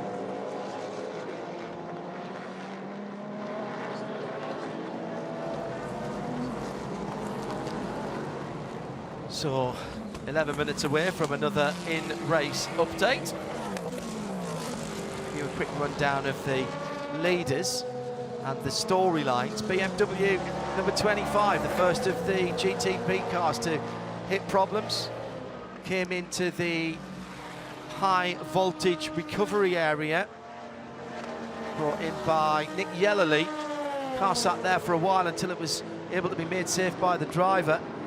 Then extensive work. Car is now running. It's completed 112 laps. Came in 32 laps completed, I think Jeremy told me. Has now completed 112 laps against 195 by the leader. And then more recently, problems for the number 7 Porsche 963. Trying to fix it with a software patch or some such, or reprogramming. Thought it might have been an issue with the rear brakes. They were heating up, but it's something more fundamental in the hybrid drive line, and the battery pack has been identified as the culprit. That is in the process of being changed at the moment. 18 hours and 10 minutes to go. And the fight back continues for a number of teams who have struggled earlier on. Here comes the race leader, Philippe Albuquerque, into the pits. The having a look at the front end to make sure that the cooling ducts, they're taping up some cooling ducts on the front of that car. And Nick Damon is on his way down to that car. They've got gaffer tape out, Nick. You should be delighted. I am beyond delighted. Apparently I missed some gaffer earlier on, but well, it's quite a common thing. It must be there's very little temperature variance this week in the forecast. I mean, it's only supposed to get down to 16 degrees at the middle of the night, and it hasn't been higher than about 18 at any point. So the interesting thing is they are taping stuff because they're finding things being slightly more than they expect. In comes the 2 Cadillac. That was the standard stop for the 10 for Albuquerque. In comes the Cadillac. The 2, there's going to be a driver change on that one. And they're obviously doing a full service with tyres as well. And in comes the 24, which is, of course, the RLL BMW, which is still running to program. And that is getting fuel and nothing else. So it's just fuel for 24, full service for the 02, and the number 10 got a full service. You're going to have to tell me the 10 change drivers, John, because I wasn't quite there in time. I would think not. Philippe Albuquerque due. Did you say the 10 had done tyres? The Cunningham and Alton car done tyres on? Yeah, it did tyres, yeah. Do you think it did tyres? The 10 did, yeah. Oh, wow. Oh, well. No, well, you need to go and ask then if they've gone on to the LTs, the SLTs, because they're well in the able to do that. But I wouldn't have thought he needed a tyre change. They've been double stinting the HT tyres, haven't they, Jeremy? Quite successfully. There is a performance drop off at the end of the second stint, so we'll get Nick to run down or have a look, maybe. Acura. Nick is sashaying. He never runs anywhere. It's just undignified. I agree with him for that. Only run if you're being chased. 3 wide on the banking.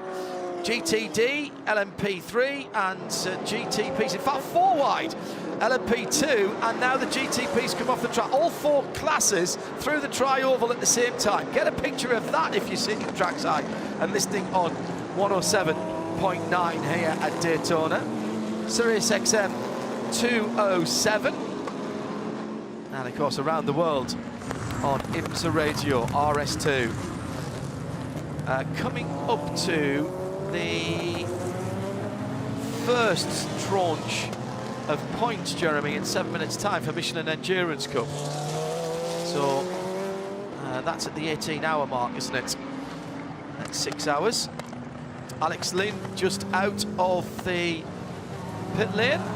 Colton Herter has taken over the number 24 BMW M Hybrid. Those cars coming up to pace a little slower. Rooftop Ray getting ready for his stint up on the top of the roof where the Hardy spotters are as well. Although we have had a few spotters, and I'm not going to say which I think are more sensible. I suppose it depends whether they can do that job, but they're sitting in the little press room that's a couple of doors along from us. That was it BMW? I think it might have been. Well, we've got a Porsche GT3 car. It's the AO car that had all those problems earlier on. Has picked up one of the sponsor signage boards. And that car was well down. It's got David Brulé behind the wheel of it. And he just went off at the kink. And, well, he might not get himself a Rolex watch at the end of this, but he's got himself a Rolex banner. It is the next best thing. I think he may have to come into the pits to have that removed. Now, there are some ducts at the front of that Porsche. Engine at the back, of course, 4.2 litre now. That is not going to do the aero any good, and not going to do his temps any good either. He's already on his way back.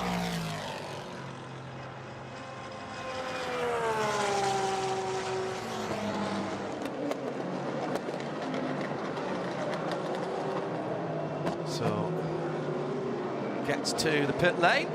So Nick Damon, you're about to have an AO Porsche going towards pit out.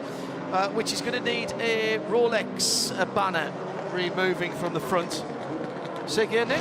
Yeah, I can see he's not doing it the right way around, though, has he? Because he's actually got it. So he's got the back. Oh, yes, good point. It's just white, so there's no chance of asking for an extra 20 quid. But interesting, the Rolex marketing people are sitting opposite Joe and I in the press room, so they've missed an opportunity there. So I'll make sure. I'll say we're that close to getting some extra minutes on the TV. By the way, I was just at the back of the garages, and about 15 Penske Porsche people ran past me. So my guess is we may be seeing the 7 quite soon. Thank you. That's the car that's been having the battery change.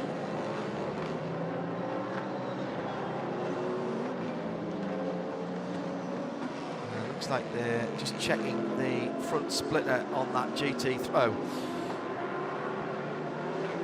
Oh no, that was just a shadow underneath the car. I thought the whole front splitter had come apart from the bottom of that number 80 swap shop EO car. It was just the shadow underneath the car, Joe. That was my eyes playing tricks on myself. That was really weird. So 199 laps now completed by Simon Pagenaud, and he last made his pit stop on lap 169. So it's looking like another 31 lap stint for the Meyer Shank Racing Acura of our race leader. Now expect him in next time around. He's completed that 199th lap, a 138.4. That's the only guy that's gone quicker than that is Philip Albuquerque, who's only just come out of the pits on fresh tyres. So the fact that he's gone this far is, I think, bodes well for Simon Pagenaud. And it's a full service for the number 60 Acura. Car looks in pretty good condition. I'm quite close to it now. Finally managing up here. So obviously it is getting tyres, as you can hear. That's guaranteed. Just belting in the second driver. Obviously they're putting the virtual fuel in, and I won't ask you to explain why for a large amount of the time the fuel hose is actually connected. There's not actually any fuel going in. There's imaginary electric fuel going in, which is mind-boggling, but it does make sense when you actually read the reason behind it. But that's just because the pipes are connected does not mean fuel is flowing. Driver is aboard. Fuel hose is removed. Doesn't fire up immediately. This is wasted time now. They lost about 3 seconds with the repulsion starter motor, but it did actually go in the end. So that will solve them a bit of a worry there, and they're off and away.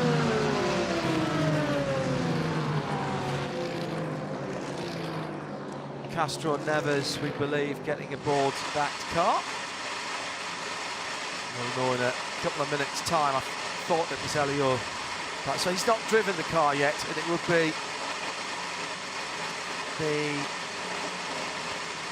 him in rotation.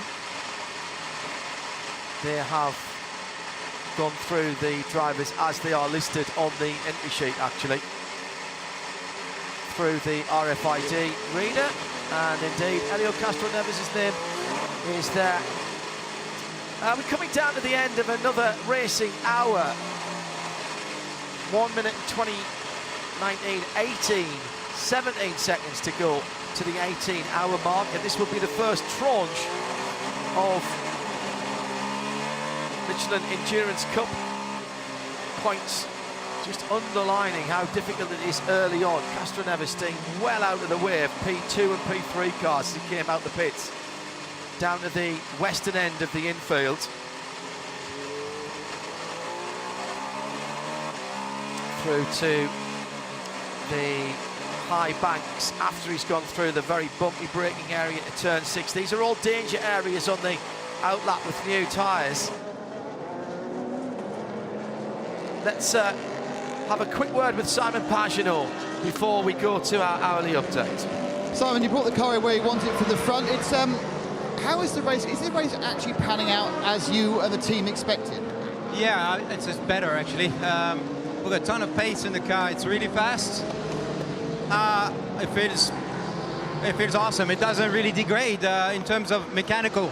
So obviously we didn't know much about reliability going in. So far it's good, and we're controlling everything. We're saving the car a lot, and still we have pace. So it's quite encouraging. Able to go longer as well on pit stops. So so far so good. You had a bit of an instant early in your stint where you kind of, well, we had an instant with the tower car. Did you know what happened there? We had a kind of instant with the tower car. The tower car, you got the warning. Yeah, I remember that. I don't know what happened. He kind of moved to give me space, so I took it, and then he charged again going into the corner. I don't know if he was on cold tires or what it was. Misunderstanding, I think. Luckily, there was barely any touch, so didn't damage the car. You've got a car that's got less downforce than last year, but more speed. Does that make it easier to get past cars here, or harder? Much, much harder. The tires degrade quite a bit. We're quite a bit heavier because of how the cars are designed. So it's a handful out there. You really have to take care of the tires, be in a way gentle. It's super difficult to pass cars, so really have to be thinking ahead, pick your moments, and know where your car is strong. Thank you very much indeed. Thank you. Simon Pagenaud always making himself available. Porsche, very distinctive rear light on that car, right across the back of it, running around on the high banks. The Iron Dames are back out after that gearbox issue in the number 83. Had a problem earlier on. Sarah Bovey brought that car into the pit. She's taking it back out again, continuing her stint. Other cars that have had problems sitting further down.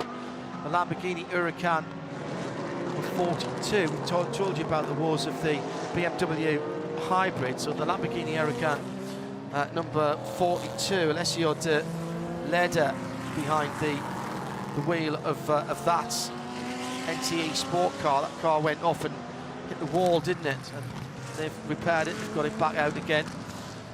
Sarah Bovey, which mentioned, also the 96 Turner car. Had some problems earlier on, that BMW. Michael Tynan now in that car.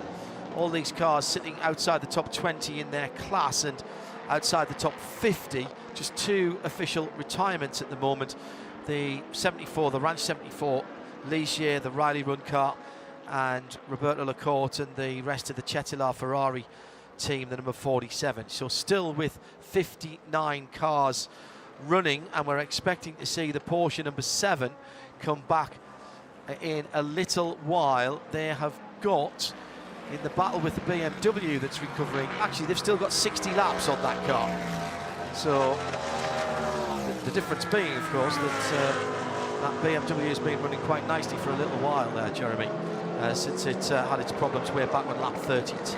Yeah, that's true. And the number 60 car must have been a significantly longer stop, I think, than the number 10, because before the round of pit stops, the number 10 led the number 60 car by about 15, 16 seconds, which now more than half a minute behind him. So we believe they both changed tires. We believe the number 10 car put on what we assume to be the low temperature tires, it being after 7 o'clock, but it's come out with a significant advantage. 38 seconds actually, the gap between number 10 and number 60, and number 31 car that made its most recent pit stop significantly sooner than everybody else. It came in at 7:14 after only a 15-lap stint, but we're thinking perhaps, well, I don't think the car put on fresh tyres at that point. Nick Damon was watching that. I don't think there was a problem in the pit stop itself per se. No, the pit stop, including tyres and driver chain, took the length of time. This is the Acura number 60. Yes, sorry, the Acura number 60. Yes, yeah. It took the amount of time that the fuel hose was connected to the tank. Obviously, it's not always pumping fuel, but that is a timed amount to put back in your megajoules. That was all done. Away when they finished everything, they dropped the car. It took, to me, 5 seconds, perhaps 4 or 5 seconds just to fire it, but that was the only non-perfect thing about that stop. That's bizarre, because it's lost 20 seconds somewhere there. On the outlap? Maybe what was his lap times? He was he's very cautious through turns 1, 2, 3, 4 and 5. Through turns 3, 4 and 5. Yeah. He said Elio actually said to me on Wednesday, he said, when it gets cooler, you might see lap times that are 15 to 20 seconds off. Don't think we've got a problem. Yeah, for the first lap or so. Yeah. Yeah. Maybe that was it. But certainly he lost a lot more time than did the number 10 car after it made its stop, that's for sure. And so Pipo Derani now, having been lapped by the number 10 car, he's running now on a completely different schedule. He's pitting sort of halfway through one of the number 10 car's stints. So I would expect the number 31 car, assuming that was a planned stop to get it onto the low temperature tyres earlier than one would otherwise have expected, and I would think that car would probably stay out now for another 10-12 laps. We've blown straight through our hourly update, so let's put that right at 18 hours and a bit. Well, as I say that, we've got a problem for the Inception McLaren. That's just been off the track and is regaining speed. I'm guessing that's an outlap for Brendan Arib. Yes, it is. So again, just having to be a little bit careful. Let's quickly run through our VP Racing Fuel official coolant of IMSA in-race update. Staying frosty at the front of the field is Philippe Albuquerque. He's got 20.5 seconds on the Cadillac of Pipo Derani. In third, it's Elio Castro Neves, just out the pits recently. Latest issue at turn 3 was for Brendan Arib. And exactly the problem that we've been talking about. The challenge is getting the tyres up to heat when they come out with no warming allowed. In LMP2, it's Rinus VK behind the TDS number 11 wheel. They lead comfortably from Francois Hérault in second, and in third, Nico Lapierre for the number 52, so 35-52 for the two LMP2 machines. 35 being TDS 52, PR1 Matheson Motorsport, the pole sitting car. LMP3, Andretti, Rasmus Lind behind the wheel of 36 car, just rejoining Nonal Siegel for Sean Crease Motorsport, and James French is in third position in LMP3 at the moment. That is in the 43 LMP3 car, which is the MRS GT racing car. Sorry, mine went blank completely there for a moment. Ross Gunn leads GTD and is the best of the pro cars for Aston Martin and for Heart of Racing. Their GTD car is in second with Marco Sorensen behind the wheel. Then the GTD Pro of Tommy Milner is the Corvette, just pitting Maxi Goetz from second in GTD in the Korthoff car. It's been a good run for that car. Third in GTD Pro, fifth overall is the Ben Barnicut driven Lexus, and then just pitting Russell Ward out of third in GTD. That's your official coolant of IMSA. Stay frosty. And VP Racing Fuels in race updates. For more details about Stay Frosty and how you can keep your engine a little bit cooler, whether you're towing or tracking with your cars, and all the VP Racing Fuels products, go to VP and their website, vpracingfuel.com. Those two Heart of Racing cars, Nick Damon, have come in to see you, and we'll have an update on that in just a second.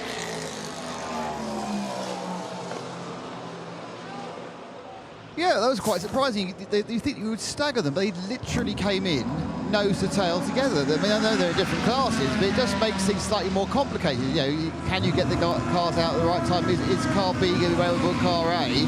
I mean, the pro car, which is the car nearer pit out, was in first. The spurt of fuel comes out, and off he goes, the 23, and there goes the 27. That's actually worked really, really well. That's kind of the equivalent almost of a kind of a IMSA double stack. I'm going to have to give him a 9.5 out of 10 for that, because I thought that was a bad idea. They've done it perfectly, to be honest. I suppose so long as the first car rolls first, you're going to be all right. as the second car can just follow them out, and they've choreographed that pretty well, to be honest.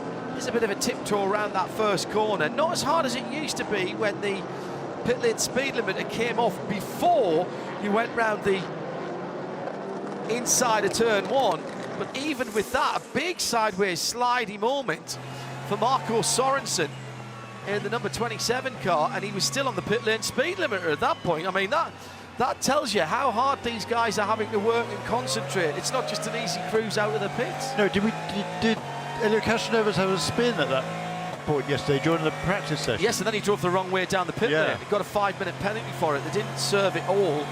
Simon Pagenaud got in the car, did a couple of laps, and came in and did the last minute of it.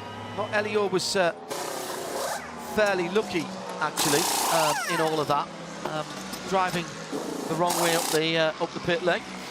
Corvette in, Nick Damon. Yeah, it's a full service, tyres, driver, fuel. I think it's Antonio getting back in the car. So they are running well with this, well, like a swan song, because an entire year, isn't it, for this detuned GTLM car. But obviously, what the car doesn't know is about 200 yards to the left of it is its replacement. So don't tell it, because it might break down. Yeah, very good. A couple of people asking about the green lights behind cars on the back end of the cars. That's a great noise. I should have talked over that. Apologies. Blimey Charlie, Nick Damon, did you get a face full of Michelin there? I'd quite like a new rib cage, if that's possible. That's impressive, isn't it? That's unbelievable. Joe went wow earlier. Went, oh, Joe, you're being such a... Oh no, that is pretty impressive stuff. The green light behind some of the cars that are out there, that's when the bronze driver's in the car, is it, Jeremy? I think it is. Yeah, I think it is, Yeah. yes. I must admit, I hadn't been aware of that one before. Is that new for them this year? I don't remember that before, but... Yeah. I think it's all keyed into the driver IDs, which most cars that I've driven with driver IDs, you've had to flick it round. It comes with your driver plug, your helmet plug now. There's a RFID chips are everywhere. No conspiracy theories here, mind you. I'm just saying they are handy. They are really handy. And this from a Twitter account called Max Verstappen's Therapist. I had to do that there. Has Corvette Racing dropped the C number R nomenclature for their onward racing lineup? The new car, if I get my binoculars out, it's actually the actual nomenclature is on the wall, and it is sitting there as the new GT3. Oh, they've taken it off and just put the stars and stripes there. I'm pretty certain it is the now I get this right, Z06 GT.3 R. Or GT3.R, sorry, GT3.R. I stand to be corrected for that. I don't think it's called another, it's not another C8R. It's effectively, it is a C8 body shape, but it's the Z06. Yeah, that's very complicated. Yeah, exactly. Penalty coming.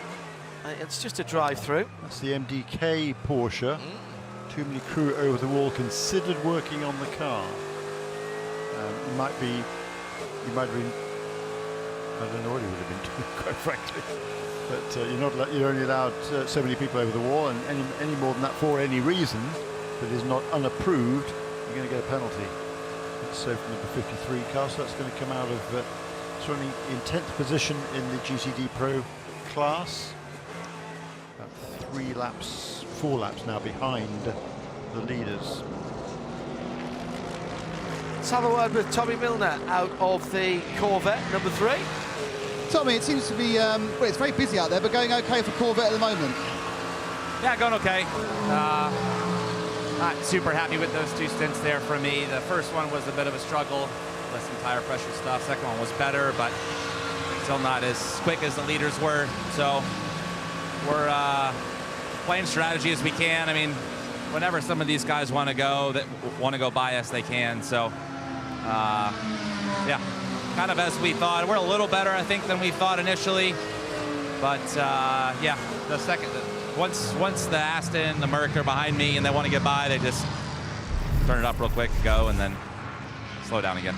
Are you still chasing tyre pressures, tyre temperature, tyre setup, or is it? I think we just had a mistake. The right rear of my first stint was super high. Second stint was fine. So obviously as the temperature drops, you got to change a little bit for that. And then IMS is pretty strict on tire pressures. If you go too low, you get one warning, and then after that you get a drive-through penalty. So just being careful there. I mean, the good news is we're going to have very consistent temperatures over the night. So if you get it right now, it'll stay right for about 9 hours. Yeah, certainly. You know, I mean, this is going to be the nicest 24 hours weather-wise we've had in a long time, that's for sure, with temps not getting much colder than this right now. So that'll be nice for sure. Just simplifies the race a little bit, which is cool. Thanks, Tommy. Coming out that bit early because we've got a problem and an impact with the wall, albeit quite a slow one, but there'd been an impact before that for the TDS Racing number 11. Oh, that is the P2 leader. He's been into the wall before the chicane at Le Mans, and right front and right rear suspension broken, and that is Stephen Thomas, who started the car, and that is the leader. That car is severely damaged, Jeremy. I think he just come out of the pits, John. Oh, really? Yeah, that was. I think that was his out lap. Well, if that is the case, he's just lost it, I think, under braking for turn 7 and clipped the wall. Nick Damon, more GTP stops. Yeah, a bit early because they've obviously predicted that big accident's going to cause a yellow. We've got the Whelan 31 Cadillac having a full service as far as fuel's concerned. We've had a kind of a splash from the 10, that's the Konica Minolta car, and the 60. Well, that's a bit of an aggressive entry there. So with the 60 Acura also, that's coming for a slightly longer fuel service. And as I say that, the O2 Cadillac arrives. So I'm assuming these are all early, Jeremy, because I don't remember them being that long, and I think they're just taking advantage of why it's got the green flag situation. But of course, we haven't gone yellow yet. Now, the O2 is doing tyres as well. So the O2 is doing tyres, so that's interesting. So the Meyer Shank car, I think, was just fuel. I don't think the 31 took tyres, but it's a flurry of activity. But certainly, the O2 is taking tyres. That's the 02 Cadillac with Alex Lynn at the wheel. And they're also having a bit of a peer in. I think they might be doing that thing where you have to get a chip out every couple of hours. The data stick, that's it. The chip is getting a chip out. Sounds like they've got a takeaway, but no, they're getting the data stick out. And there they go, and they've all done that. And at some point, I assume, we've gone yellow, have we? We've gone full course yellow. Exactly as that car pulled out. So stand by, Nick. We'll pack everybody up. This is for Stephen Thomas and the TDS LMP2 leader. It was. This is the yellow car on top with the red on the bottom. And I have to say, once again, as we bring a guest into the studio to chat, we've gone full course yellow. I am not having any blame attached to the director of Motorsport North America for Michelin Tyres, Jason Anzalone. Hello, Jason. Happy New Year. How are you? Happy New Year. I'm doing fantastic. And what sort of challenges have you had since the last time? We were talking when... At Petit. At Petit. Yes. After Petit, in fact, when we were about to go into that GTP test, and we were talking then. All right. A lot of water under the bridge since then, and a lot of things have had to be finalised. How's that gone? What's the iterative process that's gone on since October to when you had to say, right, that's it, here's your 2 tyre specs for Daytona? Yeah, no, it's a great question. We, at that point in time, we were still developing the specs for the tire. After the test, we had to lock the spec for 23, but we learned a lot. It's been a process, just like the OEMs developing the car. The tire process is no different. So, our engineers are hard at work trying to develop the best product to deliver top level performance. And I think we've brought fantastic tire solutions here at Daytona. 2 different types of tyre. I won't say compounds or constructions because that may not be correct. 2 different tyres for 2 different scenarios here at Daytona. The LT, low temperature tyre, the HT, high temperature tyre. That's the easiest way to think about it. When was that decision made, and in conjunction with what thought process, Jason? Yeah, so the because we have, I should say for people who don't know, we've not typically had a choice for any of the categories since we went away from the confidential tyres for GTLM, and certainly not since you've been the sole tyre supplier. Yeah, no, it's a great question. So, John, our intent was to bring one tire solution, one spec of tire. After learning more about the tire warm-up, we wanted to ensure that we provide a safe environment for drivers. And so this was really being cautious in our approach to bring the tires to the race. And so that's why we decided to bring the SLT and the SHT to Daytona. It will certainly be a case-by-case basis, but we believe that the only time we'll need the 2 spec is here at Daytona. We believe everywhere else we'll be able to have 1 spec. And is that going to be the same for the WEC, or is that TBA? So they have multiple specs in WEC. For us, we only have the plan for 1 spec. I'll ask you about the naming in a moment. Just a little update on Stephen. Stephen didn't lose it. He got clipped quite heavily from behind by the 83 Ferrari, that is, isn't it? Lamborghini, excuse me. Was that the... No, it wasn't. It wasn't. The Iron Dames goes 83. 83, I don't think it was the 83. My apologies. It looked like a Ferrari. I may have misidentified that, but there was definitely a hit on the back of that car, and I'm sure that we'll be looking at that in race control next to us. SLT, what's the Slick? Yeah, yes. Oh, do you know what? Exactly, I feel stupid for asking. Slick low temperature, slick high temperature. Roughly speaking, what's the operating temperatures, and again, how did you decide that? Because at the moment, we're still sitting at 17 Celsius in the air. The forecast is saying it probably won't drop much below that all through the night tonight. Yeah, it's, the operating window to really use the SLT would be around 15 C. Okay. So we're a little higher. We believe that people will still use them to save the SHTs for tomorrow. But yeah, it's a bit warmer than we expected here at Daytona. I had a question from on Twitter from a guy called Mickey Hetherington on IMSA Radio saying, why was it time dependent rather than somebody sitting watching the air temperature and going, right, now you can use those tires? Yeah, well, it's really about, in collaboration with IMSA, our engineers and the IMSA technical team, saying that in this window we believe that the temperature will drop to the operating window for the SLT tire. And as we know, with your tires, you saying 15, but a couple of degrees either way, we know how durable and good your tires are in a range of temperatures. Absolutely. That's really the start to wanting to use the SLT tires, 15C, but of course there is a bit of range there. And are you still giving the teams an operating window in terms of pressures and cambers and things like that, including in the new GTP cars? Yeah, absolutely. We have precos for the team. Yeah, that's right, yeah. In the GTP class, just like GTD and GTD Pro.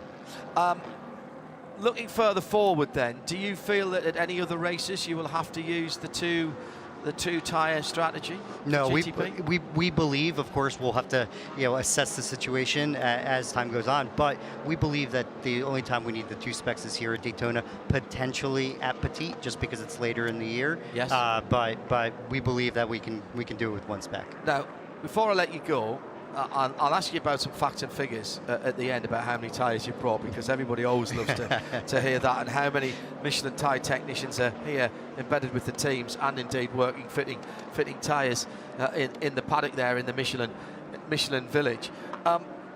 What challenges have you had in dealing with the new GTP class? The cars are heavier. They produce a lap time in a different way. They're much quicker here, well over 200 miles an hour here, which we haven't seen for a long time. And of course, you've got the added complication of the rear tyres having to harvest and then deploy not just the internal combustion engine power, but also the energy from the hybrid. Has that caused you to have to think, and where have you drawn the experience from to be able to get those tyres right?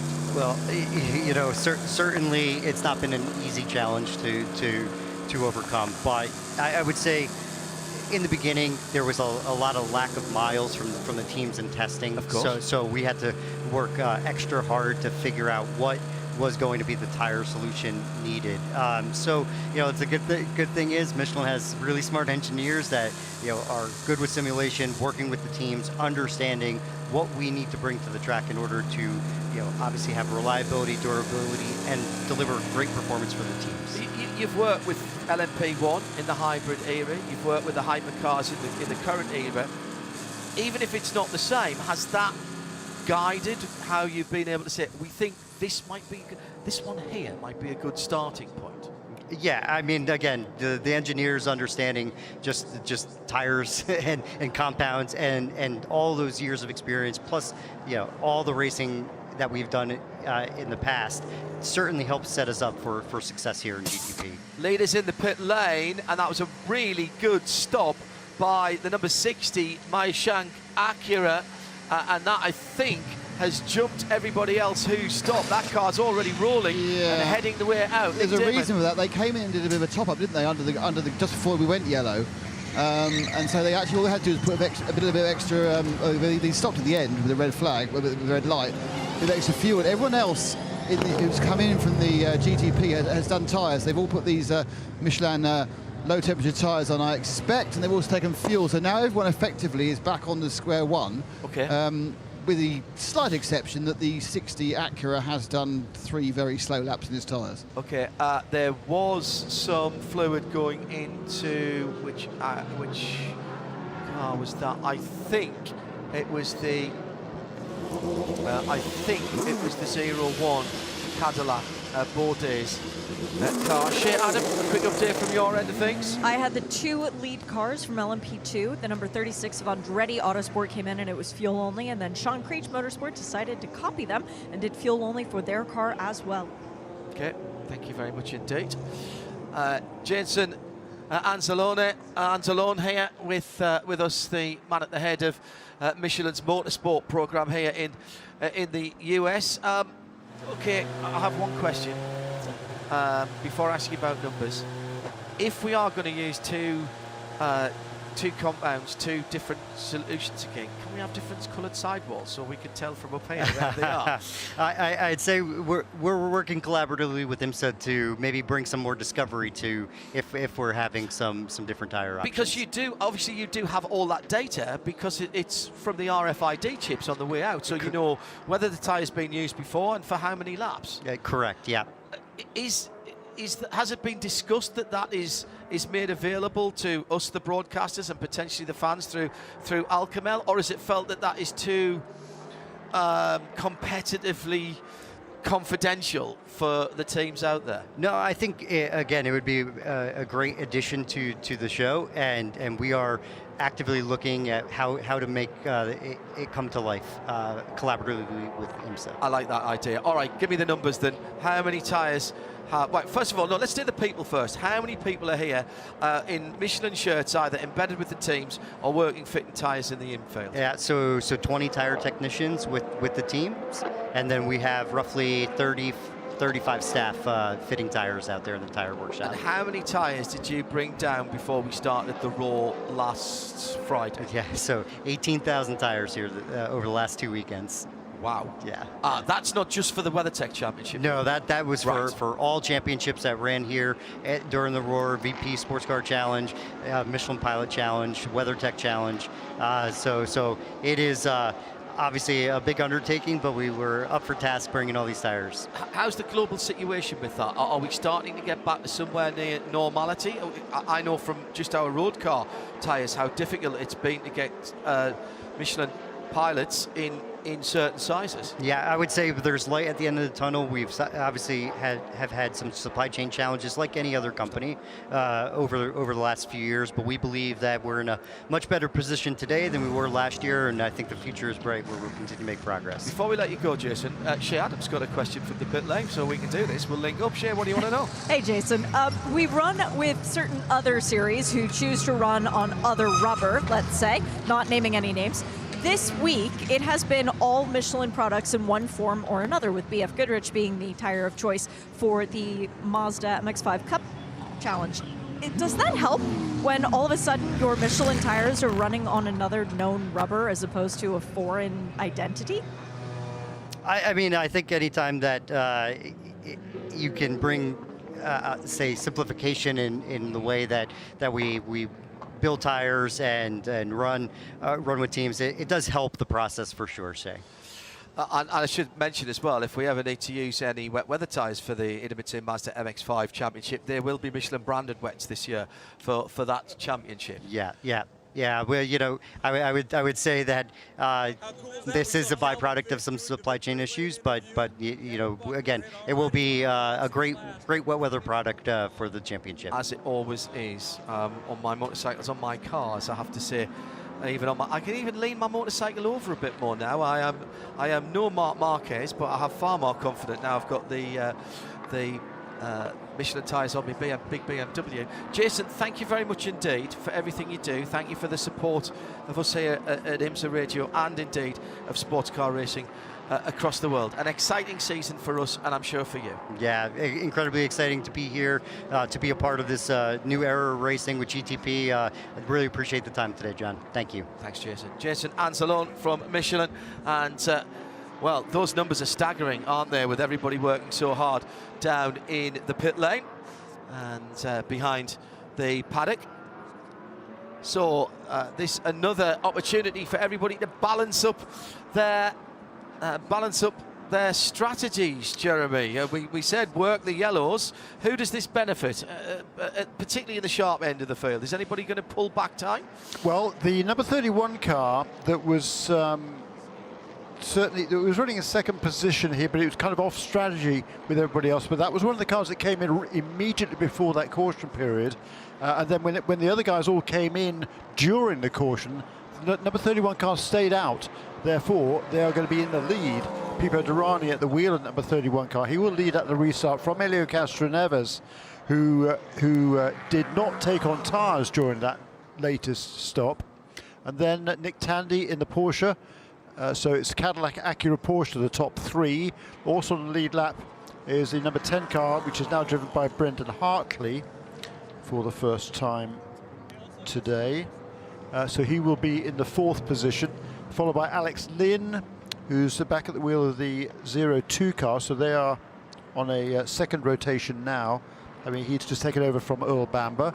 And then Sebastian Bourdais has just got back onto the lead lap, I believe. He's just got the wave around. He did not stop during his caution period, therefore was able to gain his lap back. Number 24 car, however, did stop, so will remain one lap down to the rest of the GTP field. So we've got 6 cars on the lead lap in GTP, 31, 66, 10, 02 and 01. In LMP2, the number 35 car did not make a pit stop this time around. It had been in only a couple of laps before the caution period came out, so Francois Heriot has stayed out of the wheel of the TDS car, the second of the TDS cars, the other one having caused that caution period, now out of the race. Ben Keating is now in second position in car number 52. Fred Pordad in the Proton car, the number 55 car, is in the third position and still on the lead lap. One lap down is the number 04 car. That's a crowd struck by APR entry.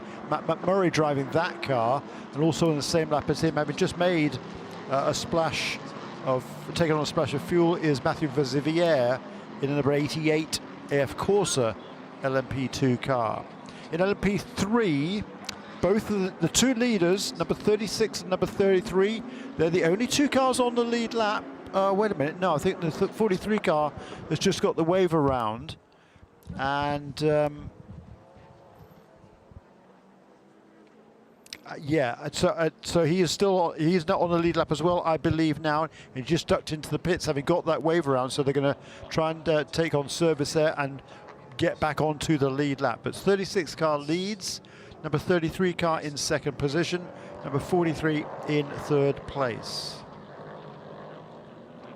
And in GTD, having made a pit stop shortly before the caution period, the number 23 Aston Martin stayed out. So David Pittard, whose birthday comes up in about 4 hours, is going to be is now leading the class from number 32, which is the GTD leader. David Pittard in number 23, Heart of Racing, Aston Martin GTD Pro. Number 32, Mercedes, the Courthope Motorsports entry. Michael Grenier is right behind him in second position. Then another GTD Pro car, that's Daniel Juncadela in a WeatherTech Racing number 79. Then the second of the Heart of Racing Aston Martins, number 27, is next up, followed by Ben Barnicut in the GTD Pro Lexus. Then a non-pro Mercedes, number 57, a Winwood Racing machine. They've done a really good job after that drama earlier on today as well. And then the Corvette is next up. So it's GTD Pro, GTD, GTD Pro, GTD, GTD Pro, GTD. And it's alternated the first 10 cars actually, in the GTD category. Thank you, Jeremy. On the ball as always. The lap charts are piling up here as we progress through the 61st 24 hours of Daytona, the Rolex 24 hours at Daytona, where the lucky winners in each class will be the very proud owners of a Rolex Daytona Winners Watch. It's Peter Mackay here up on the 5th floor here at Daytona International Speedway, watching the field under caution at the moment, waiting to go back to green flag racing, following behind the Cadillac. Comes back to the Cadillac pace car, but let's get a report from Shea Adam down in pit lane. I'm a bit surprised, Peter, because the 13 AWA LMP3 machine just came into the pit lane at kind of a leisurely pace, the team leaving it out for the last 2 laps, the last 2 opportunities of coming into the pit lane, and the rear wing is completely deranged. So this car is going to need either the rear wing to be slotted back in, if such a thing can be easily done, or else it's going to need an entirely new tail section. Thank you, Shea. Shea Adam down in the pit lane, getting all of the scoops for us as well, alongside Nick Damon, while Joseph Bradley takes a little break. I'm sure he's having a nap. He is a professional napper, is Joe Bradley, and well, he's just making sure he's fresh for his next stint down in this enormous pit lane here at Daytona International Speedway. Now, question for you, Jeremy. We've got this really, I think, quite special safety car arrangement where we've got a safety car from each GTP manufacturer. I can't remember the last race I saw where we had a different pace car coming out each time. Have you? If anyone's seen it, you've seen it. To be honest, I don't really pay attention to safety cars. I'm sorry. too busy doing lap charts. Well, I'm concentrating more on the race than what the safety car is, I must admit. Sorry about that. Can't really help you on that one. Well, it's a Cadillac at the moment. Is that right? It okay, is. It's cool. a blue Cadillac V series. Yeah, I mean, it doesn't surprise me. I mean, IBSA has some tremendous partners in assisting putting on all these events and the races and the championships, and they certainly try to spread the wealth, so to speak. You know, coming up for the green flag, there were 4 different pace cars, as they were then, because they don't become a safety car until the race actually starts. But there were 4 different pace cars in line abreast, leading up towards the green flag, which was kind of cool. Actually didn't notice which cars they were, I must admit. But well, the Cadillac V pace car pulls away, and it's time to go back racing again. Pippo Durrani for Action Express Racing at Cadillac will lead us back into green flag racing with 17 hours and 21 minutes to go. Down into turn 1 they go, jostling for position, all of the GTP cars. Oh, spin! Big spin for the number 60, Meyershank Racing Acura off at turn 1. Well, did he push, or was he pushed, or did he fall? Gets back going again. That is Elio Castroneves there, is now right in the heart of the GT field there. So what happened to Elio Castroneves down into turn 1? Of course, under caution. The tyres not quite at their optimum temperature and pressure after a caution period. So Elio Castroneves drops right down the order. So Pippo Durrani leads for Action Express, but Elio Castroneves now is in a world of pain trying to get through GT traffic as he goes through the kink. So replay then through the tri-oval. and Elio goes to go around the Action Express car and loses it on his own, Jeremy. Locks up under brakes, car gets a big snap on, and even someone of Elio's ability and skill and experience that can catch him out. That's a rare error from Elio Castroneves there. Yeah, I mean, wow. he was behind. He was trying to make a pass on the outside line. Pipo Derani sort of stayed out a little bit wider than he might have anticipated. But yeah, there's certainly no blame for Pipo Derani there, in my eyes. Nope. And Castroneves, he's braking on the outside line. The car just sort of snaps a little bit sideways. He has been telling us all week how difficult these cars can be on cold tyres, and still, until you get the temperature into them, then they are really, really tricky to drive. And he just kind of got a bit of a tank slapper on under braking, lost it. At least he did a good job not to sort of rear end Pipo Derani there, I think, and instead sacrificed himself and spun off the outside. The good news is there was no contact with anything, but those tyres were well locked up. So yeah, he's going to bring that car now into the pits, and I would imagine have a fresh set of tyres. So into the pits then comes Elio Castroneves, and yeah, those will be 4 very flat-spotted Michelins as well. Nick Damon down in pit lane. Yeah, they are having a big old inspection on the tyres. They've put a new front right on. I think they are going to keep the complete set. I watched that, and that accident, I can tell you exactly what happened there. Is that he came in, as he came in, he suddenly saw he was going to rear end the 31 car, and so to avoid doing that, he applied extra brake pressure, which locked the rear up, and that was it. No, I don't want to accuse a professional racer of panic braking, but he just applied a bit of extra pressure, and that was it.